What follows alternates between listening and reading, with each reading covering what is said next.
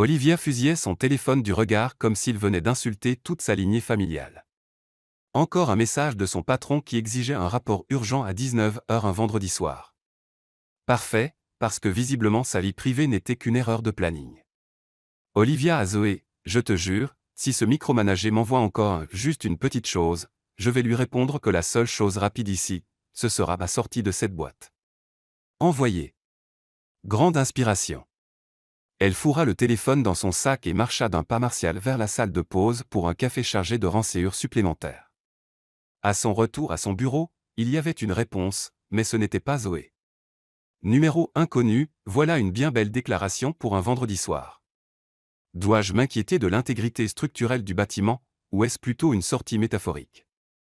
L'estomac d'Olivia chutait directement à travers le plancher et continuait jusqu'au parking souterrain. Elle avait mal tapé le numéro de Zoé, échangé un 3 contre un 8 et maintenant un parfait inconnu lisait sa séance de thérapie professionnelle. Olivia, non. Non, non, mauvaise personne. Faites comme si vous n'aviez rien vu, s'il vous plaît. Inconnu, difficile d'oublier une menace de démission aussi magnifiquement rédigée. Vous écrivez d'autres fantasmes d'évasion corporate, ou ce patron-là a tous les droits sur votre énergie créative. Olivia sentit ses joues s'échauffer. Cet inconnu se moquait d'elle. Olivia, il a l'exclusivité de ma frustration. Oui. Inconnu, il doit être un sacré manager pour inspirer une telle rage littéraire. Olivia, vous n'avez aucune idée. Aujourd'hui, il m'a dit de passer au bureau demain pour faire le point sur les livrables. Passer un samedi comme si j'étais un robot de travail à la demande. Inconnu, robot de travail à la demande. Brillant. Je vole ça pour référence future. Olivia s'arrêta au milieu de son message. Olivia, référence future, pourquoi exactement? Inconnu, disons simplement que je passe beaucoup de temps à réfléchir aux dynamiques professionnelles. Alors racontez-moi, qu'a fait ce despote pour mériter une irritation aussi dévouée? Et d'une manière ou d'une autre, Olivia passa l'heure suivante à tout déballer à cette personne mystère, les délais impossibles, les réunions qui auraient dû être des mais, la façon dont son patron s'attribuait ses idées, les remarques passivo-agressives déguisées en feedback constructif. La personne mystère était drôle, réactive, et comprenait étrangement chacune de ses plaintes. Inconnu, laissez-moi deviner, il adore aussi la phrase « on fait un point plus tard » quand il veut dire « je passe complètement à côté de votre problème ». Olivia, arrêtez. Comment vous savez ça? Inconnu, j'ai déjà croisé l'espèce. Olivia, vous avez un patron cauchemar aussi? Inconnu, quelque chose comme ça. Et, j'ai une réunion dans 5 minutes, mais c'était étonnamment divertissant. Merci pour cette séance de thérapie accidentelle, Olivia. Olivia, désolé de vous avoir balancé tout mon drame professionnel. Inconnu, pas du tout. Honnêtement, la meilleure conversation de ma semaine. Olivia fixait son écran, un sourire idiot aux lèvres. Zoé allait mourir en apprenant ça. Lundi matin, Olivia entra chez Apex Dynamics avec son habituel latte vanille et une humeur étonnamment bonne. Le week-end de défoulement anonyme avait été incroyablement libérateur. Puis elle ouvrit ses mails. Objet, réunion générale obligatoire, 10 heures précises, direction exécutive. Parfait, marmonna Olivia. Encore un discours motivant sur « penser hors des clous » et « faire bouger l'aiguille ». La grande salle de conférence était bondée. Olivia se faufila au dernier rang à côté de Zoé. « Tu crois que c'est quoi » chuchota Zoé. Probablement un objectif trimestriel impossible emballé dans du jargon corporate. La DRH monta sur l'estrade, tapa dans le micro. « Bonjour à tous. Nous avons quelques annonces importantes. Comme la plupart d'entre vous le savent, notre PDG était absent pour raisons personnelles. Il est de retour ce matin et souhaite rencontrer en personne ceux avec qui il n'a pas encore eu l'occasion de se connecter. » Olivia essaya de ne pas bâiller. « Veuillez accueillir Ethan Callahan. » Un homme monta sur scène, costume gris anthracite impeccable, cravate légèrement desserrée, cheveux bruns délicieusement ébouriffés. Il adressa un sourire confiant à la salle. Olivia manqua s'étouffer. Ce sourire. Elle connaissait absolument ce sourire. Il jeta un bref coup d'œil à son téléphone, puis balaya la salle du regard et s'arrêta pile sur elle. Son sourire vacilla, puis se transforma en quelque chose de bien trop amusé. Non. Absolument pas. Ça n'arrive pas. Ethan Callahan, le PDG, le fondateur d'Apex Dynamics, était l'expéditeur mystère. Et elle avait passé son vendredi soir à se plaindre de tyrannie professionnelle au type qui possédait toute la société. Ravi d'être de retour, dit Ethan dans le micro, le regard toujours rivé sur Olivia. J'ai vraiment hâte de reconnecter avec tout le monde ici, surtout nos talents les plus éloquents. Zoé lui donna un coup de coude. Pourquoi tu as l'air d'avoir une urgence médicale?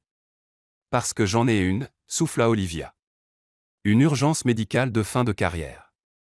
Ethan continua projection trimestrielle, pipeline d'innovation, le blabla habituel des PDG. Olivia n'entendit rien. Elle était trop occupée à calculer mentalement si elle pouvait traverser le mur comme un fantôme. Réponse, non. Car Ethan venait d'annoncer, pour commencer à reconnecter avec l'équipe, je vais programmer des entretiens individuels avec les personnes clés cette semaine. Olivia Bennett du marketing digital, pouvez-vous rester quelques minutes après la réunion? J'aimerais discuter de certaines initiatives à venir. Discuter d'initiatives?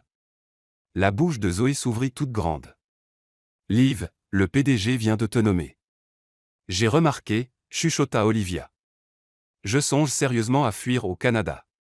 La réunion se termina. Les gens sortirent en bavardant avec excitation. Olivia envisagea sérieusement de ramper sous la table de conférence comme plan d'évasion. Ça ne marcha pas. Elle resta seule avec Ethan Callahan, qui souriait beaucoup trop. Alors, dit-il nonchalamment en s'appuyant au bord de la table, robot de travail à la demande. Olivia aurait voulu que la terre s'ouvre et l'avale sur le champ. Je peux expliquer. Je vous en prie. Je suis sincèrement fasciné par vos projets de week-end. Je n'avais pas vraiment l'intention de démissionner. Il rit un vrai rire franc qui transforma complètement son visage. Détendez-vous. Respirez. Je ne vous licencie pas. Pas du tout, même pas de loin. Vous voulez savoir pourquoi? Ethan se leva, fit un pas vers elle, l'amusement dangereux toujours dans les yeux. Parce que cette conversation de vendredi a été le feedback le plus honnête que j'ai reçu depuis 6 mois. Et parce que j'ai une curiosité à satisfaire. Il s'arrêta juste devant elle. Qui exactement est ce patron micromanagé que vous avez décrit avec tant de créativité?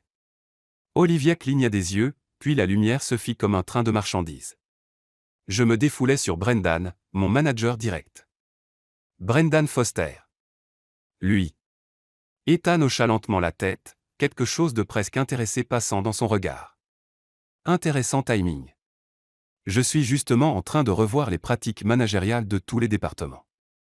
Et j'apprécie vraiment d'en apprendre davantage sur vos, disons, observations sur l'efficacité du leadership. C'est une forme élaborée de licenciement. C'est une invitation à prendre un café. Il sortit une carte de visite de sa veste et la lui tendit. Mon vrai numéro. Aujourd'hui, 18h, le café de la 5e rue. Je veux toute l'histoire. Considérez ça comme une consultation informelle. Olivia prit la carte avec des mains qui refusaient de coopérer. Et Olivia. Le sourire d'Ethan revint définitivement le même que dans leur texto. La prochaine fois que vous voudrez discuter révolution au travail, vous avez mon numéro direct maintenant. Apparemment je suis un assez bon auditeur. Il sortit en sifflotant. Olivia fixa la carte, puis son téléphone, puis la carte. Je suis complètement foutu, souffla-t-elle à la pièce vide. Professionnellement, socialement, probablement de toutes les façons possibles. Mais inexplicablement, elle souriait.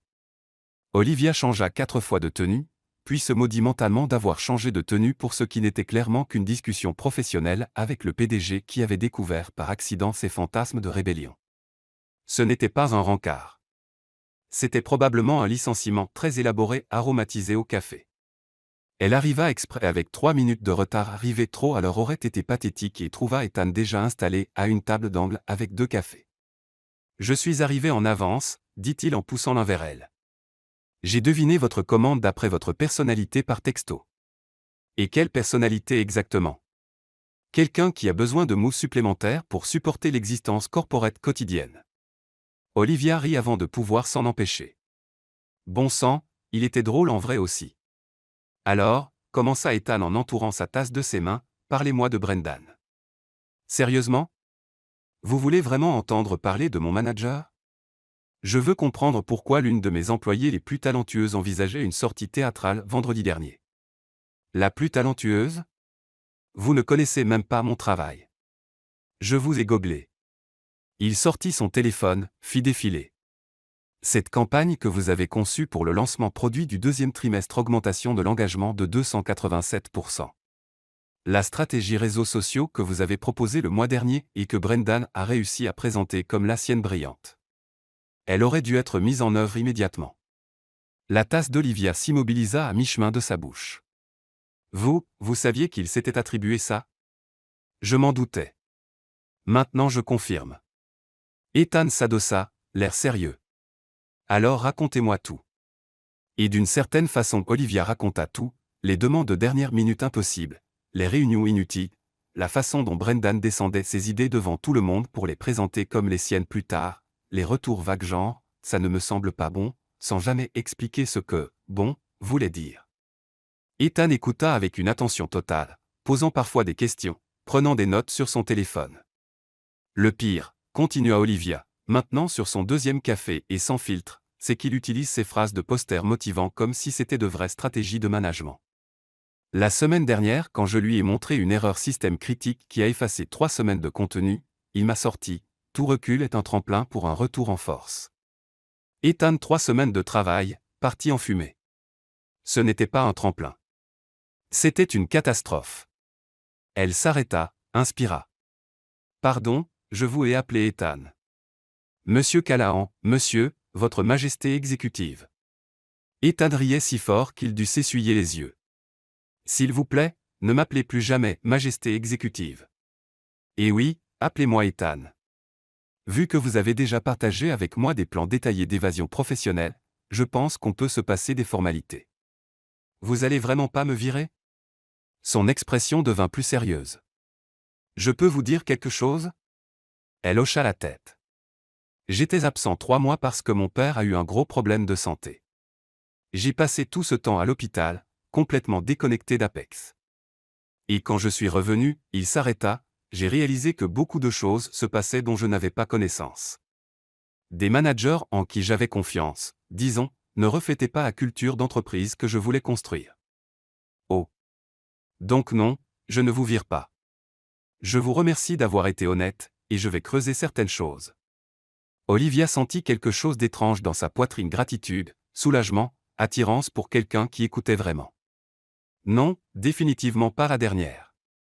Ça serait extrêmement inopportun. Maintenant, Ethan se pencha en avant avec ce sourire dangereux qui revenait. Racontez-moi le moment où vous avez failli jeter votre ordinateur par la fenêtre. Comment vous savez ça? Vous l'avez mentionné vendredi. Défenestration technologique étaient vos mots exacts. Et comme ça, ils passèrent encore 2 heures à parler. Ethan partageant des histoires absurdes de PDG qu'il ne pouvait raconter à personne d'autre. Olivia révélant d'autres absurdités professionnelles qu'elle tolérait en silence. C'était dangereusement facile de lui parler. Beaucoup trop facile. Il se fait tard, dit enfin Ethan en regardant sa montre. Et techniquement je suis le patron de votre patron, donc je ne devrais probablement pas vous garder ici jusqu'à, il vérifia l'heure, waouh, 21h.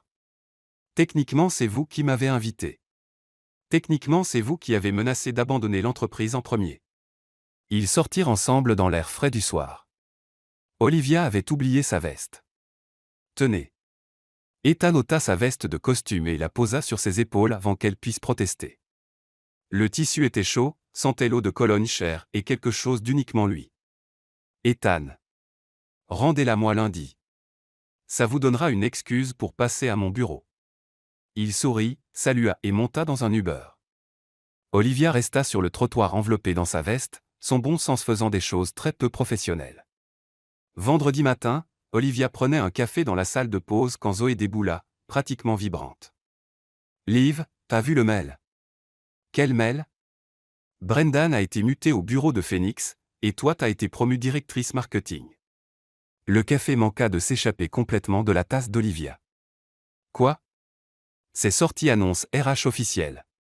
Brendan Foster muté. Olivia Bennett promue directrice du marketing digital. Immédiatement effectif. Olivia courut à son bureau, ouvrit ses mails. C'était la communication RH officielle, restructuration. Brendan muté. Olivia promut dès aujourd'hui. Ses mains tremblaient en attrapant son téléphone. Olivia, c'est toi qui as fait ça. Ethan, fais quoi? Olivia, ne joue pas l'innocent. Ethan, je ne vois absolument pas de quoi tu parles, mais j'ai entendu dire qu'on avait une nouvelle directrice marketing. Il faudrait fêter ça. Dîner? Olivia, Ethan. Ethan, il était déjà sous investigation pour plusieurs problèmes. Ta conversation a juste accéléré un processus existant. Et la promotion tu l'as méritée. J'ai revu tout ton portfolio. Tu aurais dû être directrice il y a 6 mois. Olivia, tu as revu mon portfolio. Ethan, je suis peut-être PDG, mais je sais encore me servir de Google Drive. Cette campagne pour le lancement de l'appli Génie. Quelqu'un aurait dû le reconnaître bien plus tôt. Olivia sentit ses joues chauffer. Olivia, les gens vont penser qu'il y a du favoritisme. Ethan, les gens penseront ce qu'ils veulent. J'ai vu les chiffres. Tu as augmenté notre engagement de 3,40% le trimestre dernier. Ce n'est pas du favoritisme. C'est la reconnaissance d'un vrai talent. Olivia, quand même. Ethan, quand même rien, à part l'invitation à dîner. Olivia, pas en tant que PDG et employé. Juste en tant que mec qui a reçu un texto par erreur et femme qui écrit les meilleurs messages de rébellion professionnelle que j'ai jamais lus. Olivia se mordit la lèvre, souriant malgré elle. Olivia, c'est absolument la pire idée du monde. Ethan, tout à fait d'accord. Samedi, 19h. Olivia, tu es impossible. Ethan, c'est une partie de mon charme. Olivia fixait son écran le mail de promotion, ses messages. Ça allait exploser de façon spectaculaire.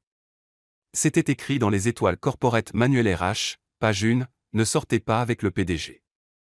Mais il était drôle, il écoutait, et il avait ce sourire. Olivia, oui. Mais quand tout ça partira en vrille, je considère sérieusement cette stratégie de sortie. Ethan, d'accord. Je t'envoie l'adresse. Et Olivia. Olivia. Ethan, félicitations pour la promotion.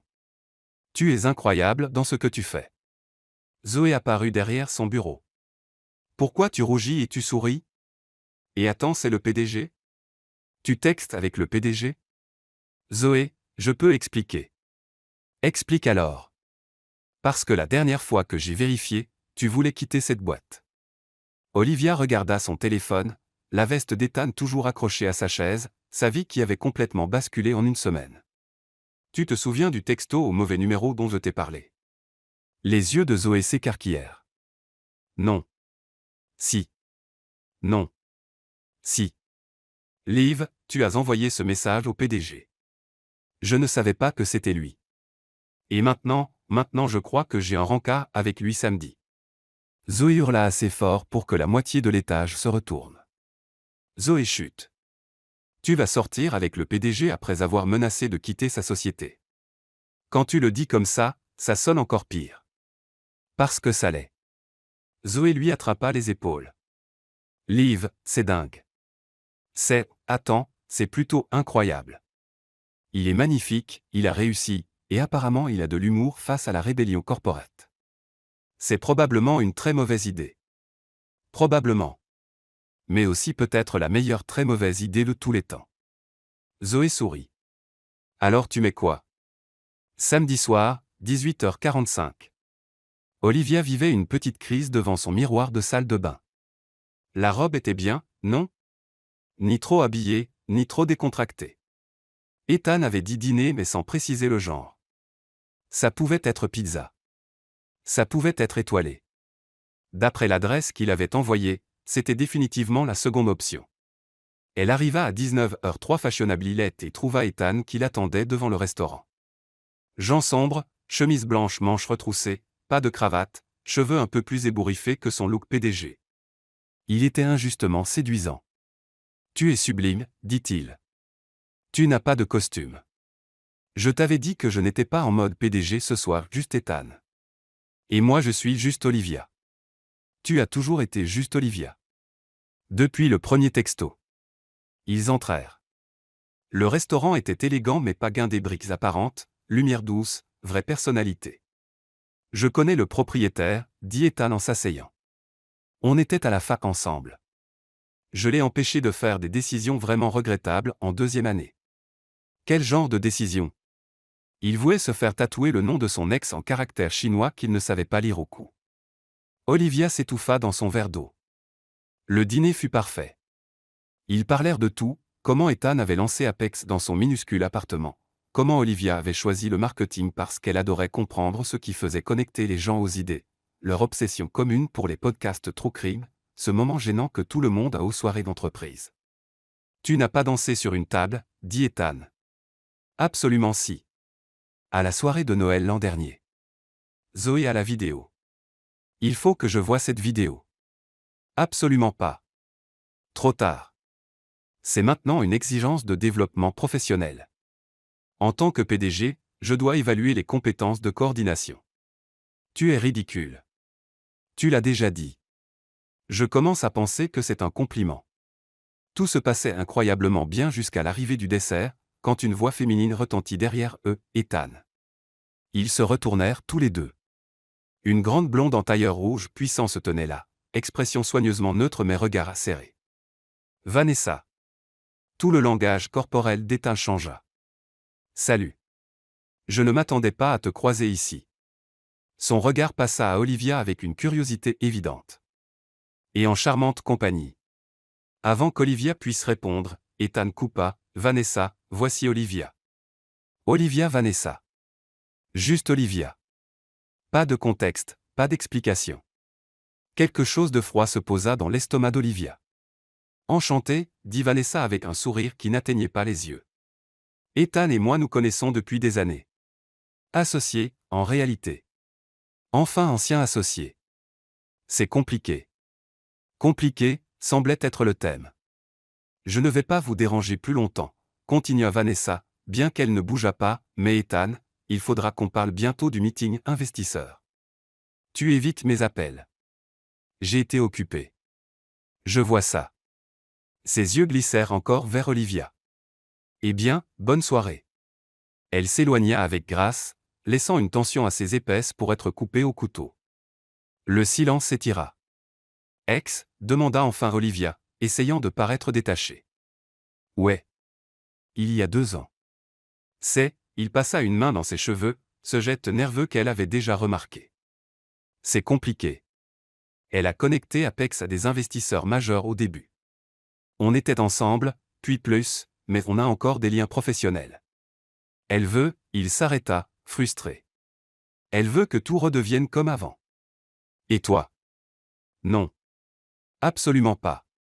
Mais elle est tenace et bien connectée, et je ne peux pas couper complètement les ponts sans risquer des relations d'affaires importantes. Olivia hocha la tête, mais quelque chose avait bougé. La soirée parfaite s'était fissurée. Le téléphone d'Ethan vibra encore et encore. Désolé, il faut que je vérifie. C'est le bureau. Il s'éloigna, et Olivia resta la seule, à digérer. Quand il revint, il avait l'air stressé. Tout va bien. Intrusion de sécurité. Quelqu'un a essayé de pirater notre base de données clients. L'équipe IT a besoin que j'autorise les protocoles d'urgence un samedi soir. Apparemment les cybercriminels ne prennent pas de week-end. Il avait l'air sincèrement contrarié. Je suis tellement désolé. Ce n'est pas comme ça que je voulais que la soirée se passe. Ce n'est pas grave. Le travail c'est le travail. Laisse-moi au moins te raccompagner. Dans l'Uber, Ethan insista pour la déposer en premier. Il resta collé à son téléphone, à coordonner avec son équipe sécurité. Quand ils arrivèrent devant son immeuble, il leva enfin les yeux. La soirée a été interrompue par une ex et une intrusion de sécurité. Définitivement mémorable. Ce n'est pas ce que je voulais dire. Ethan, ça va. Vraiment. Va gérer ta crise. Il avait l'air de vouloir ajouter quelque chose. Au lieu de ça, il hocha juste la tête. Lundi.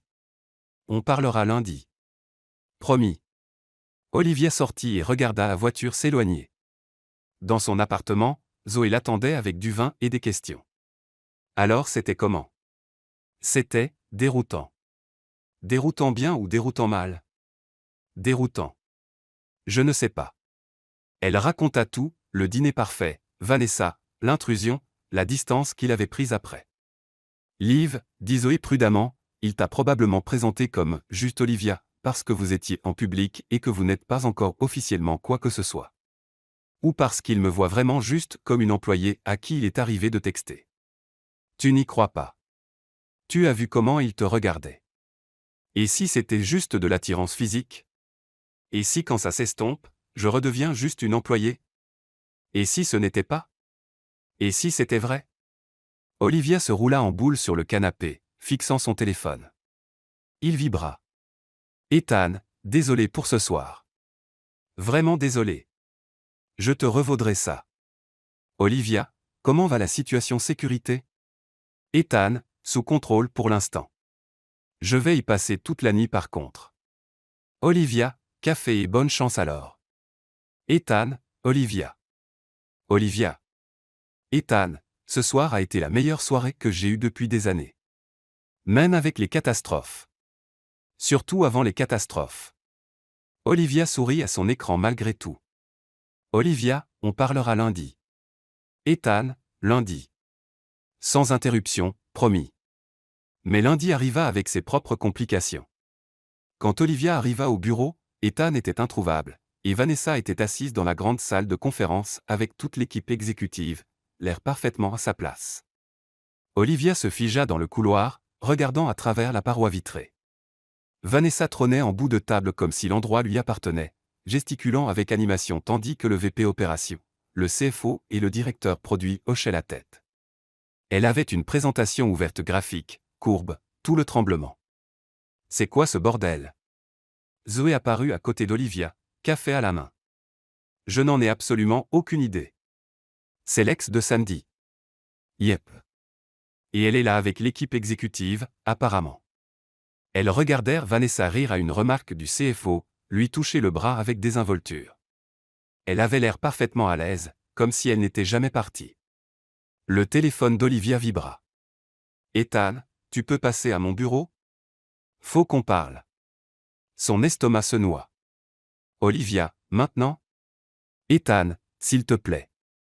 Elle prit l'ascenseur jusqu'à l'étage exécutif, ses nouveaux accès de directrice la laissant passer la sécurité sans problème. Toujours aussi irréel. L'assistante d'Ethan la fit entrer directement. Il était debout près de la fenêtre, cravate desserrée, l'air épuisé, comme s'il n'avait pas dormi. Tu as l'air horrible, lâcha Olivia avant de pouvoir s'en empêcher. Il se tourna, parvenant à un sourire fatigué. Merci. C'est exactement ce dont j'avais besoin. Pardon. Tu as l'air horrible dans le sens où je m'inquiète. Bien rattrapé. Il désigna le fauteuil en face de son bureau. Assieds-toi, s'il te plaît. Olivia s'assit, main jointe sur ses genoux, essayant d'ignorer son cœur qui tambourinait. Pour samedi, commença-t-il. Pour Vanessa qui est dans votre salle de conférence là tout de suite. Elle n'avait pas voulu que ça sonne aussi sec. Ethan grimaça. Ouais. Voilà. Donc quoi? Vous êtes de nouveau ensemble, associés à nouveau? Je suis juste perdu sur ce que je viens de voir ce matin. On n'est absolument pas de nouveau ensemble. Il se frotta le visage des deux mains. L'intrusion de samedi, c'était pire que ce que je pensais au début. On a perdu des données clients sensibles. Le cabinet de Vanessa est spécialisé en gestion de crise et relations investisseurs. Le conseil d'administration a insisté pour qu'on la fasse venir comme consultante. Le conseil a insisté? Oui. Et je n'avais pas vraiment le choix. 3 membres du Canada ont menacé de convoquer un vote d'urgence si je n'en ai pas d'aide experte immédiatement. Le cabinet de Vanessa est le meilleur dans ce domaine. Olivia digéra l'information. Logiquement ça se tenait, mais ça faisait quand même mal. Donc ça veut dire quoi pour? Elle désigna vaguement l'espace entre eux. Ethan se leva, contourna le bureau pour s'appuyer dessus, plus près d'elle. Ça veut dire qu'il faut qu'on soit prudent. Plus prudent que je ne le voulais. Prudent comment exactement? Il planta son regard dans le sien. Le conseil remet déjà en question certaines de mes décisions récentes. S'ils pensent qu'il se passe quelque chose d'inapproprié entre nous, ils s'en serviront contre nous deux. Contre toi surtout. Donc tu dis quoi? Je dis qu'on devrait probablement calmer les choses publiquement jusqu'à ce que la crise soit résolue et que Vanessa soit partie. Voilà ce qu'Olivia redoutait depuis samedi soir. D'accord. Logique. Elle se leva, gardant la voix stable. Distance professionnelle. Compris. Olivia. Non, vraiment. Je comprends. Tu es PDG. Je suis une directrice fraîchement promue. Les gens regardent. Ça se tient parfaitement. Ce n'est pas, il fit un pas, frustration évidente. Je n'ai pas envie de faire ça, mais je ne peux pas les laisser te détruire à cause de moi. Et ils le feront. Vanessa a déjà fait une remarque ce matin sur les choix de management intéressants. Olivia sentit la glace dans ses veines. Elle sait pour nous. Elle se doute. Et elle est très douée pour transformer les doutes en armes. Donc c'est à cause d'elle. C'est pour te protéger, toi et ta carrière. Tu as mérité cette promotion, Olivia. Je ne laisserai personne te la retirer en insinuant le contraire. Il avait l'air sincèrement malheureux, ce qui rendait les choses pires. Combien de temps demanda doucement Olivia. Le contrat de consulting est de 3 semaines, peut-être moins si on résout plus vite. 3 semaines. 21 jours à faire comme si samedi soir n'avait jamais existé. À regarder Vanessa parader comme si l'entreprise lui appartenait. Ok, dit Olivia en se dirigeant vers la porte. Attends, Ethan lui attrapa doucement le bras. Je sais que ce n'est pas ce qu'aucun de nous voulait, mais ça ne change rien entre nous. Pas vraiment, si. Elle regarda sa main sur son bras, puis son visage. 3 semaines c'est long, Ethan. Beaucoup de choses peuvent changer. Pas ça. Pas nous. Olivia voulait le croire, mais le monde corporate lui avait appris que les intentions ne pesaient rien face aux circonstances. Je devrais retourner travailler. Nouvelle responsabilité de directrice et tout ça. Elle partit avant qu'il puisse ajouter quoi que ce soit. Les 2 semaines suivantes furent une torture absolue. Olivia se jeta à corps perdu dans son nouveau rôle, refonte complète de la stratégie marketing digitale, mise en place de nouvelles campagnes, pulvérisation de tous les indicateurs. Si les gens voulaient murmurer sur le favoritisme, elle ferait en sorte que son travail parle plus fort. Mais partout où elle tournait le regard, il y avait Vanessa aux réunions exécutives où Olivia assistait désormais en tant que directrice, dans les couloirs à rire avec les membres du Canada, à la cafétéria, par hasard, là où Ethan se trouvait. Elle tourne autour de lui comme un requin, observa Zoé pendant le déjeuner de la 2e semaine. Elle fait son travail, répondit Olivia en poignardant sa salade plus agressivement que nécessaire. Son travail n'inclut pas de lui toucher le bras toutes les 5 secondes. Olivia l'avait remarqué aussi, les contacts désinvoltes, les blagues complices, la façon dont Vanessa se penchait quand elle lui parlait. Ils ont une histoire. C'est normal. Tu n'y crois pas vraiment. Non, elle n'y croyait pas. Mais qu'est-ce qu'elle était censée faire? Son téléphone vibra. Ethan, salle de conf, c'est 5 minutes. Besoin de ton avis sur un truc. La salle, c'était la petite. La privée. Olivia le trouva déjà, la porte fermée, store baissé. Ça fait suspect, dit-elle en restant près de la porte. Je ne t'ai pas parlé seul à seul depuis 12 jours, répondit Ethan sans bouger de la table. Je deviens légèrement fou. Ethan, on avait dit distance professionnelle. Je la respecte en public, mais là il n'y a que nous, et j'avais juste besoin de 5 minutes où je peux être honnête avec toi. La résolution d'Olivia vacilla. Tu avais besoin de mon avis sur quoi? Rien. C'était une excuse. Il sourit penaud. J'abuse de mes privilèges de PDG. Désolé, tu ne peux pas continuer comme ça. Je sais. Mais te regarder en réunion, écouter tes idées brillantes, te voir écraser ton nouveau rôle et ne pas pouvoir te dire à quel point tu es incroyable, ça me tue. Ethan. On avait dit. J'ai dit distance professionnelle en public. Je n'ai pas dit faire comme si je ne pensais pas à toi constamment. Que samedi soir n'avait aucune importance. Que je ne veux pas finir ce qu'on a commencé. Il était assez près maintenant pour qu'elle sente son parfum, voie la fatigue autour de ses yeux, la tension dans ses épaules. 3 semaines, lui rappela-t-elle et se rappela à elle-même. Tu as dit 3 semaines. Plus que 8 jours. Ensuite le contrat de Vanessa se termine. Ensuite on pourra. Son téléphone vibra, puis encore, puis sonna. Ils regardèrent tous les deux. Le nom de Vanessa illumina l'écran. Ethan refusa l'appel. Il sonna immédiatement à nouveau. Tu devrais répondre, dit Olivia en reculant. Je devrais la virer. Tu devrais répondre. Il décrocha, mis sur haut-parleur. Quoi?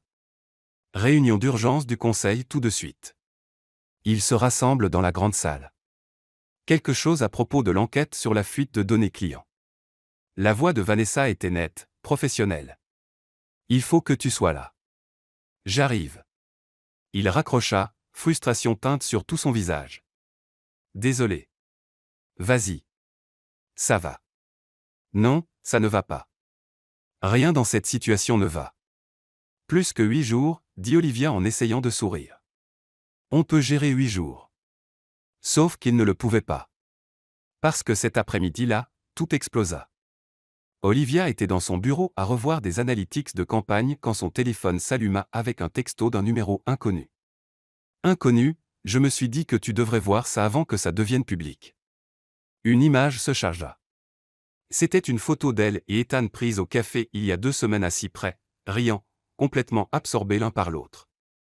Ça avait l'air intime. Accablant. Inconnu, relation intéressante entre un PDG et une directrice fraîchement promue, tu ne trouves pas? Dommage que ça finisse chez les RH ou au conseil. Les mains d'Olivia tremblaient. Un autre message arriva. Inconnu, dégage. Il n'est pas à toi. Il ne l'a jamais été. Pas de nom. Mais Olivia savait exactement de qui il s'agissait. Elle essayait de comprendre quoi faire quand Zoé déboula dans son bureau. Liv, t'as vu le forum interne? Quoi? Non. Pourquoi? Zoé lui tendit son ordinateur. Le forum anonyme de feedback de l'entreprise était en feu avec un fil intitulé « Favoritisme au niveau exécutif ». Quelqu'un avait posté une chronologie détaillée de la promotion d'Olivia, de ses réunions avec Ethan, le timing du transfert de Brendan. Ils avaient relié des points qui paraissaient accablants une fois assemblés même si chacun avait une explication parfaitement légitime. Les commentaires étaient brutaux. Voilà pourquoi les fans n'avancent pas justement. Je savais que cette promotion était louche. Fini l'avancement au mérite. Qui sort avec le PDG cette semaine? Olivia se sentit malade. C'est anonyme, dit vite Zoé. Et c'est contre la politique. Les RH vont le supprimer. Mais le mal est fait. Tout le monde l'a vu.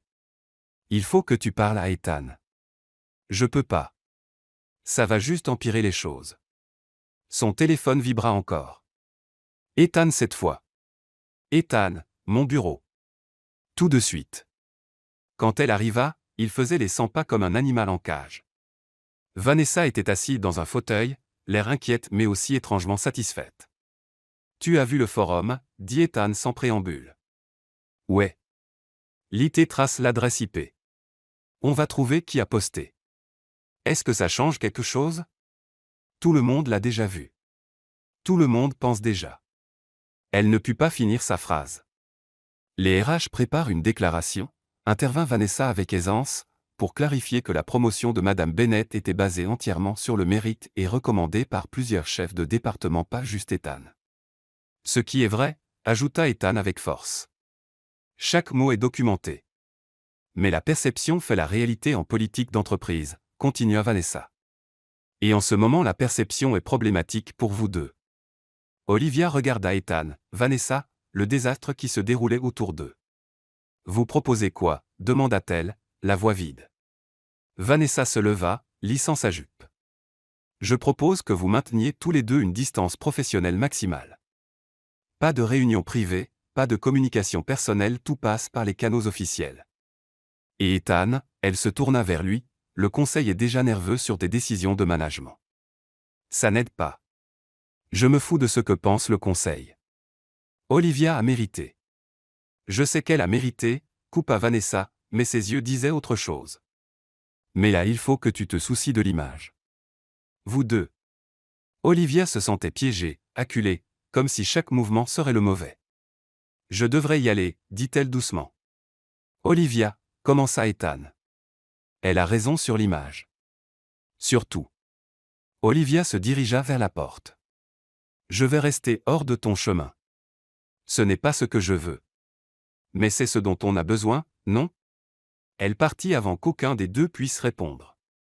Le reste de la semaine fut un brouillard de travail, chuchotements et regards en coin. Olivia garda la tête baissée, produisit des résultats incroyables, et évita complètement Ethan. Vendredi après-midi, elle rangeait ses affaires pour partir quand un mail arriva. 2. Sécurité IT. Objet, résultat enquête post forum anonyme. L'adresse IP avait été tracée jusqu'à l'ordinateur de Vanessa. Olivia fixa l'écran, tremblante de rage. Elle transféra le mail à Ethan sans un mot. 30 secondes plus tard, son téléphone sonna. Ne viens pas lundi, dit Ethan sans salutation. Quoi? Travaille de chez toi lundi. S'il te plaît, fais-moi confiance. Ethan, qu'est-ce qui se passe? Fais-moi confiance. Ok. Il raccrocha. Olivia resta dans son bureau complètement perdue, tenant une bombe qui prouvait que Vanessa l'avait sabotée et Ethan venait de lui dire de rester loin. 8 jours s'étaient transformés en champ de mine, et elle n'avait aucune idée de ce qui allait suivre. Lundi matin, Olivia se réveilla à 6 heures. Malgré nulle part où aller, son cerveau refusait de la laisser dormir quand elle était censée éviter le bureau pour des raisons mystérieuses qu'Ethan refusait d'expliquer. Elle avait passé tout le week-end à ressasser, le post sur le forum, les messages menaçants, le sourire satisfait de Vanessa, le rapport IT prouvant que Vanessa l'avait sabotée, et l'instruction cryptique d'Ethan de rester chez elle. Elle se fit un café, ouvrit son ordinateur pour travailler à distance, et essaya de ne pas vérifier son téléphone toutes les 30 secondes. À 8h47, son téléphone sonna enfin. Zoé, tu regardes? Regardez quoi? Le Stri Entreprise. Ethan a convoqué une réunion générale d'urgence. Ça se passe là tout de suite. Olivia se précipita sur son ordinateur, ouvrit la plateforme de streaming interne. Effectivement, la grande salle de conférence était pleine, et plus de 300 employés étaient connectés à distance. Ethan se tenait devant, ne ressemblant en rien à l'homme épuisé et frustré de vendredi. Il avait l'air affûté, concentré, dangereux. Et Vanessa était au premier rang, l'air perplexe. Bonjour à tous, commença Ethan, sa voix portant cette autorité de PDG qu'Olivia n'avait entendue que quelques fois. J'ai convoqué cette réunion pour aborder des problèmes graves qui sont apparus concernant la conduite professionnelle, le sabotage d'entreprise et l'intégrité. La salle devint silencieuse comme une tombe. Comme beaucoup d'entre vous l'ont vu la semaine dernière, un post anonyme sur notre forum interne portait des accusations de favoritisme dans les décisions récentes de promotion spécifiquement concernant la promotion d'Olivia Bennett au poste de directrice marketing digital. L'estomac d'Olivia chuta. Allait-il la sacrifier publiquement? Je veux être parfaitement clair sur un point, continua Ethan, le ton durcissant. Cette promotion n'était pas seulement méritée, elle était en retard. Madame Bennett a augmenté notre engagement digital de 340% ces 6 derniers mois. Elle a conçu la campagne qui a décroché nos 3 plus gros clients ce trimestre. Son travail a directement contribué à une augmentation de 28% du chiffre d'affaires de son département. Il cliqua sur une télécommande et une présentation apparut derrière lui graphique, métrique, preuves irréfutables. Sa promotion a été recommandée par 4 chefs de département différents et approuvée par notre directrice RH avant même d'atteindre mon bureau. La décision était unanime. La seule erreur a été de ne pas la promouvoir 6 mois plus tôt. La main d'Olivia se posa sur sa bouche. Il la défendait publiquement avec des preuves. Cependant, la voix d'Ethan tomba, glaciale. Quelqu'un dans cette entreprise a décidé d'utiliser des forums anonymes et du harcèlement pour saper une employée talentueuse, pour détruire sa réputation, pour créer un environnement de travail hostile basé sur des insinuations complètement fabriquées. Il cliqua encore. Le post anonyme apparut à l'écran. Notre équipe de sécurité IT a tracé ce post. Il provient d'un appareil enregistré au nom de Vanessa Hartley, qui travaille ici comme consultante. La caméra houma légèrement. Vanessa était devenue pâle. Madame Hartley a également envoyé des messages menaçants à Madame Bennett, incluant des photos prises sans consentement avec menaces implicites de chantage. Encore un clic. Les textos menaçants apparurent, numéro visible. Ce numéro est enregistré au nom du cabinet de conseil de Madame Hartley. La salle de conférence explosa en murmures. Vanessa se leva, sa composure se fissurant. Ethan, c'est ridicule. Asseyez-vous. Sa voix traversa la pièce comme une lame. Je n'ai pas fini. Vanessa se rassit, mais son expression était passée du choc à la fureur. Cette entreprise a été construite sur des principes d'intégrité, de respect et d'avancement au mérite. Ce que Madame Hartley a fait viole chacun de ces principes. C'est aussi illégal. Cyberharcèlement, harcèlement et tentative de chantage sont des délits criminels. Il se tourna directement vers Vanessa. Votre contrat de consulting est résilié avec effet immédiat. Vous avez 30 minutes pour rassembler vos affaires et quitter le bâtiment. La sécurité vous escortera, et mon équipe juridique vous contactera concernant les plaintes pour harcèlement que Madame Bennett déposera. Tu ne peux pas faire ça, cracha Vanessa. Le conseil a approuvé mon contrat. J'ai des relations. Le conseil a approuvé votre contrat sur la base de votre réputation professionnelle, que vous venez de détruire. Et vos relations? Le sourire d'Ethan était assez tranchant pour couper du verre. La plupart passaient par moi à la base. Bonne chance. 2 agents de sécurité apparurent aux portes de la salle. Madame Hartley, veuillez nous suivre, dit l'un poliment mais fermement. Vanessa regarda autour d'elle, réalisant que tous les regards étaient braqués sur elle. Sa parfaite maîtrise vola complètement en éclats. C'est à cause d'elle, hein? Elle pointa la caméra à Olivia. Tu jettes tout ce qu'on a construit pour une fille que tu connais depuis 3 semaines. On n'a rien construit ensemble, Vanessa. J'ai construit cette entreprise. Toi tu as essayé de surfer sur son succès. La voix d'Ethan était stable, définitive. Et une fille est une professionnelle brillante qui a gagné son poste par son talent réel, quelque chose que visiblement tu ne connais pas. Le visage de Vanessa se tordit de rage et d'humiliation. Elle attrapa son sac et fonça vers la sortie, les agents de sécurité sur ses talons. À la porte, elle se retourna. Tu le regretteras, Ethan. Quand cette petite idylle s'effondrera et qu'elle te laissera pour un idiot. Ça suffit. Partez maintenant. Elle partit. La porte claqua lourdement. La salle resta sous le choc. Ethan inspira, son expression s'adoucissant légèrement. Je voudrais aborder autre chose. Il y a eu des rumeurs, des spéculations et des ragots sur ma vie privée et celle de Madame Bennett. Voici la vérité, j'ai un immense respect pour elle en tant que professionnelle. Sa promotion n'avait rien à voir avec autre chose que son travail exceptionnel. Il s'arrêta, quelque chose passant dans son regard. Cependant, je ne m'excuserai pas non plus du fait que je la trouve remarquable, que j'aime parler avec elle, que je valorise son point de vue tant professionnel que personnel. Ces sentiments n'amoindrissent pas ses accomplissements. Ils existent séparément. Le cœur d'Olivia battait si fort qu'elle crut qu'il allait lui casser une côte. Si quelqu'un a des inquiétudes sur du favoritisme ou de l'inconvenance, les RH ont une politique de porte ouverte. Venez avec des exemples précis, pas des posts anonymes sur un forum. Si quelqu'un pense avoir été traité injustement, discutons directement et professionnellement. Il éteignit la présentation. C'est tout. Merci de votre temps. Retournez faire le travail incroyable que vous faites tous. Le stream s'arrêta. Olivia resta figée sur son canapé, regardant l'écran noir. Son téléphone explosa de messages. Zoé, Olivia, qu'est-ce qui vidéo est se passer? Zoé, le PDG vidéo TE défendre publiquement ET virer son EX. Zoé, ET en gros d'avouer qu'il a des sentiments pour TOI. Zoé, en stream général. Zoé, et Yves réponds-moi. Mais avant qu'Olivia puisse répondre, on sonna à sa porte. Elle alla ouvrir en transe, toujours en bas de pyjama et sweat trop grand, et ouvrit. Ethan se tenait là, cravate desserrée, l'air d'avoir juste combattu et gagné une guerre. Salut, dit-il. Salut, parvint elle. Je peux entrer? Elle s'écarta. Il entra dans son appartement, passa une main dans ses cheveux, et se tourna vers elle. Donc, ça s'est passé. Ça s'est définitivement passé. J'aurais probablement dû te prévenir plus précisément, mais je ne pouvais pas risquer une fuite avant ce matin. Tu l'as virée devant tout le monde. Je l'ai virée parce qu'elle t'a harcelé, saboté ta réputation et enfreint environ 6 lois différentes. Le public n'était qu'un bonus. Ethan. Tu n'étais pas obligé de faire tout ça. Si, je l'étais. Il fit un pas, réduisant la distance.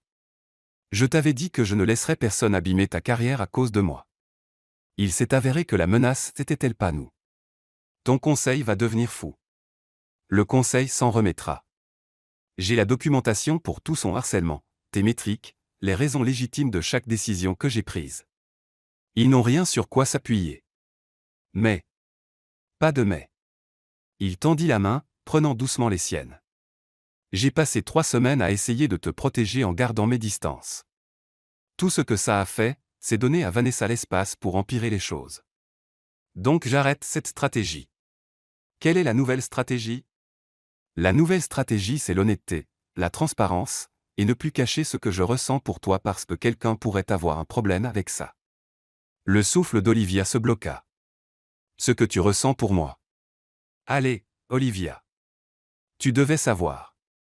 Son pouce caressa ses phalanges. Dès le premier texto accidentel, j'étais accro. Ton humour, ta passion, ta façon de voir les choses différemment de tout le monde dans ce bâtiment. J'ai essayé d'être professionnel. J'ai essayé de garder mes distances. Mais je n'arrête pas de penser à toi. C'est toujours compliqué, murmura-t-elle. Je sais. Ton patron du patron ne devrait probablement pas être dans ton appartement à avouer ses sentiments. Les RH auraient une crise sur les dynamiques de pouvoir probablement. Mais je suis prêt à naviguer dans le compliqué si tu le es. On peut poser des limites. On peut être transparent avec les RH. On peut faire ça correctement. Il serra doucement ses mains. Si tu veux le faire. Parce que je viens de démolir mon ex en stream d'entreprise pour toi, et je réalise que je ne t'ai jamais vraiment demandé si tu ressentais la même chose. Olivia rit le son légèrement hystérique. Tu es un idiot. Ce n'est pas un oui. Bien sûr que je ressens la même chose. Ça fait 3 semaines que je deviens doucement folle de vouloir te parler, être près de toi, ne pas devoir prétendre que ce café n'a pas tout changé. Il l'embrassa enfin, vraiment embrassa après des semaines de presque et de mauvais timing. Ce fut tout ce qui était parfait et bordélique et réel. Quand ils se séparèrent, tous deux un peu essoufflés, Ethan souriait de ce sourire dont elle était tombée amoureuse par texto. Donc on le fait? On le fait. Mais on le fait bien transparence RH, limite claire, pas de réunion secrète. D'accord. Enfin, peut-être quelques réunions secrètes pour raisons personnelles. Ethan.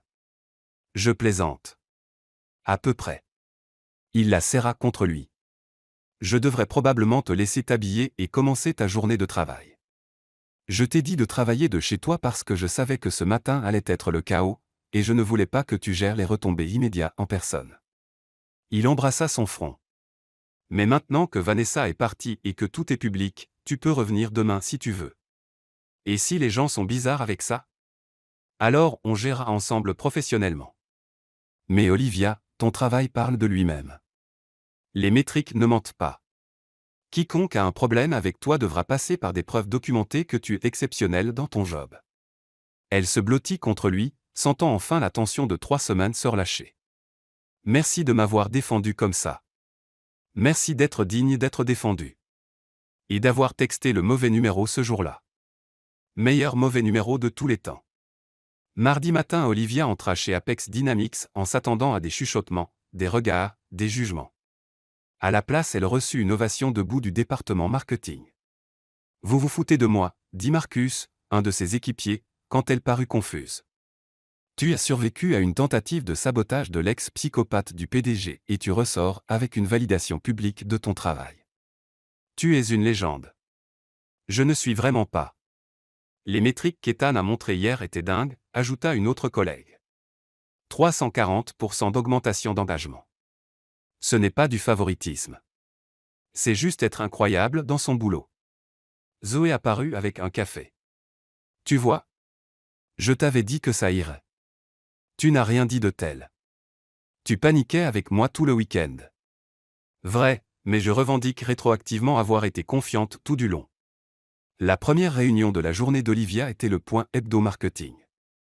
Elle s'attendait à moitié à de la gêne, mais tout le monde la traita exactement pareil demandant son avis, se référant à son expertise, la traitant comme la directrice qu'elle avait gagné le droit d'être. À la pause déjeuner, elle reçut un texto. Ethan, alors la première journée de retour. Olivia, étonnamment normale. Les gens sont pros. Ethan, je te l'avais dit, ton travail parle tout seul. Olivia, ça fait toujours bizarre. Ethan, donne-lui du temps. Dîner ce soir quelque part où Vanessa ne nous a pas interrompus? Olivia, autorisé? On n'est pas censé faire attention à l'image? Ethan, j'ai parlé au RH ce matin. Déclarer notre relation. Ils ont dit tant que je ne te supervise pas directement au quotidien et qu'on garde des limites pro au bureau, on est bon. Tu dépends du VP marketing qui dépend de moi. Séparation suffisante. Olivia, tu as déjà parlé au RH. Ethan, première chose ce matin. Je t'avais dit on fait ça bien. Olivia sourit à son téléphone. Olivia, dîner parfait. Mercredi les choses devinrent plus intéressantes. Olivia était en réunion avec l'équipe exécutive, sa première depuis l'explosion. Vanessa a présenté sa stratégie digitale Q4. Travail impressionnant, dit le CFO en étudiant ses projections. Ces taux de conversion paraissent ambitieux cependant. Pouvez-vous détailler comment vous comptez les atteindre? Olivia déroula sa méthodologie, les données qui soutenaient ses projections, les tests déjà réalisés. Elle était dans son élément, confiante et claire. Ethan était assis au bout de la table, participant à peine, la laissant briller complètement sur son propre mérite. Après la réunion, le VP Opération l'a pris à part. Excellent. Stratégie vraiment solide. Merci. Écoute, je vais être direct parce que je pense que tu le mérites. Il jeta un regard autour, baissa la voix. Certains d'entre nous dans l'équipe exécutive étions sceptiques sur ta promotion au début. Le timing paraissait opportun. Mais après avoir vu ton travail ces dernières semaines et surtout cette présentation, tu as gagné ce poste. Quiconque dit le contraire est un idiot. Olivia sentit quelque chose se dénouer dans sa poitrine, validation de quelqu'un qui n'avait aucune raison de la flatter. J'apprécie que tu le dises. Continue comme ça. Les résultats parlent d'eux-mêmes. Jeudi apporta la complication inévitable. Un magazine économique publia un article. Le PDG d'Apex Dynamics vire une consultante suite à des accusations de harcèlement, romance au bureau ou faute professionnelle. L'article était globalement factuel, citant les déclarations publiques d'Ethan et le harcèlement documenté, mais posait des questions sur le fait que ses sentiments personnels aient influencé ses décisions business. Olivia le lut dans son bureau, l'estomac noué. Son téléphone sonna. Ethan ne lit pas l'article, dit-il immédiatement. Trop tard. C'est du journalisme poubelle. Ils essaient de créer une polémique là où il n'y en a pas. Mais ils n'ont pas complètement tort de poser la question, Ethan.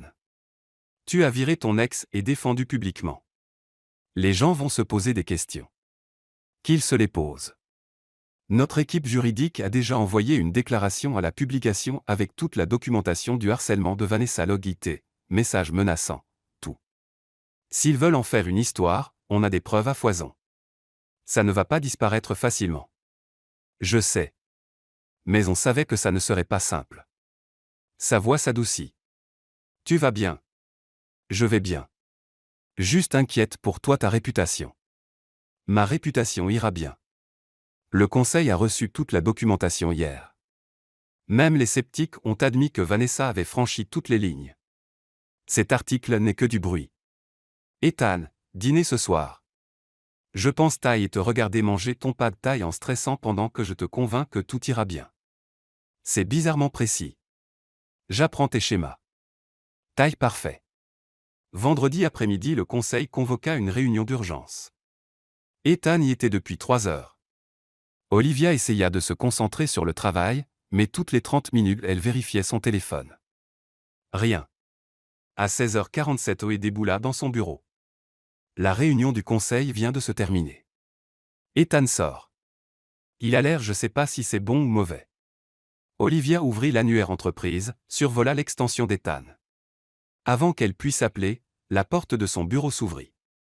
Ethan entra, ferma derrière lui, et s'appuya contre la porte. Alors, demanda Olivia, cœur battant. Il se tourna, expression compliquée, frustrée, déterminée, et autre chose qu'elle ne parvint pas à lire. Le conseil m'a donné un ultimatum. Le cœur d'Olivia s'arrêta. Quel genre d'ultimatum? Ils veulent que je démissionne de mon poste de PDG ou que je signe une clause de moralité qui leur donne essentiellement un droit de veto sur mes relations personnelles. Quoi? Apparemment 3 membres du conseil s'inquiètent que mon jugement soit compromis, que ma relation avec toi soit une distraction, que ça donne un mauvais précédent pour l'entreprise. Il rit amèrement. L'un d'eux a vraiment utilisé l'expression « maintenir la dignité professionnelle ». Tu vas faire quoi? Ethan traversa la pièce, prit ses deux mains. Je leur ai dit de préparer les papiers. L'estomac d'Olivia chuta. La clause de moralité? Non, ma démission. Quoi? Je ne signe pas une clause qui leur donne le contrôle de ma vie privée. Et je ne démissionne pas de PDG. Donc je leur ai dit que je serais ravi de partir à condition qu'ils rachètent mes parts à la valeur marché, que je garde tous les droits de propriété intellectuelle sur les projets que j'ai personnellement développés, et qu'ils déclarent publiquement que mon départ est volontaire et sans lien avec mes performances. Olivia le fixa, essayant de traiter ce qu'il disait. Tu vas vraiment démissionner? S'ils sont sérieux, oui. Mais voilà le truc, ils ne le sont pas. Ou du moins pas tous. Il sourit légèrement. 2 membres du conseil sont partis après ma contre-proposition. Ils pensaient que c'était un bluff pour me contrôler, pas une tentative réelle de me forcer à partir. Et maintenant ils réalisent que A. Je ne bluffe pas, et B. Me racheter coûterait environ 40 millions de dollars plus perdre le PDG qui a construit cette boîte. Donc maintenant quoi? Maintenant ils ont 48 heures pour soit accepter mes conditions de démission, soit retirer complètement l'ultimatum, soit appeler mon bluff. Je parie sur le retrait. Et s'ils ne le font pas? Alors je pars. J'ai assez d'économies pour recommencer construire quelque chose de nouveau. Peut-être prendre du temps pour vraiment réfléchir à ce que je veux faire de ma vie au-delà des rapports trimestriels. Ethan, tu ne peux pas juste jeter tout ce que tu as construit. Je ne jette rien. Je refuse de les laisser s'en servir contre moi. Il y a une différence. Il serra doucement ses mains. Olivia, j'adore cette entreprise. J'y ai mis 8 ans de ma vie. Mais je ne les laisserai pas s'en servir pour contrôler mes choix personnels. Ce ne serait plus une entreprise que je voudrais diriger de toute façon. C'est à cause de moi. Si on ne sortait pas ensemble, ils trouveraient autre chose pour essayer de me contrôler. C'est ce que font les conseils quand ils sentent qu'ils perdent de l'influence, ils poussent les limites pour voir jusqu'où ils peuvent aller. Je leur fais juste comprendre où sont les miennes. Olivia retira ses mains, marcha jusqu'à la fenêtre. Tu es vraiment prêt à tout quitter chez Apex? Pour moi? Je suis prêt à quitter Apex pour le principe que ma vie privée est mon affaire tant que je n'enfreins ni loi ni politique d'entreprise. Tu en fais partie. Mais c'est plus grand que nous deux. Elle se retourna. Et si ça détruit toute ta réputation, ta carrière? Alors je reconstruirai. Mais je ne reconstruirai pas en faisant des compromis sur ce qui compte. Il s'approcha. Écoute, je sais que c'est effrayant. Je sais que c'est beaucoup. Si tu veux faire un pas de côté jusqu'à ce que ce soit réglé. Ne finis pas cette phrase. Olivia combla la distance. Si tu es prêt à tout risquer pour le principe, je ne recule pas parce que c'est devenu compliqué. On est là-dedans ensemble, ultimatum stupide et tout. Il la serra dans ses bras, et elle sentit une partie de la tension quitter ses épaules.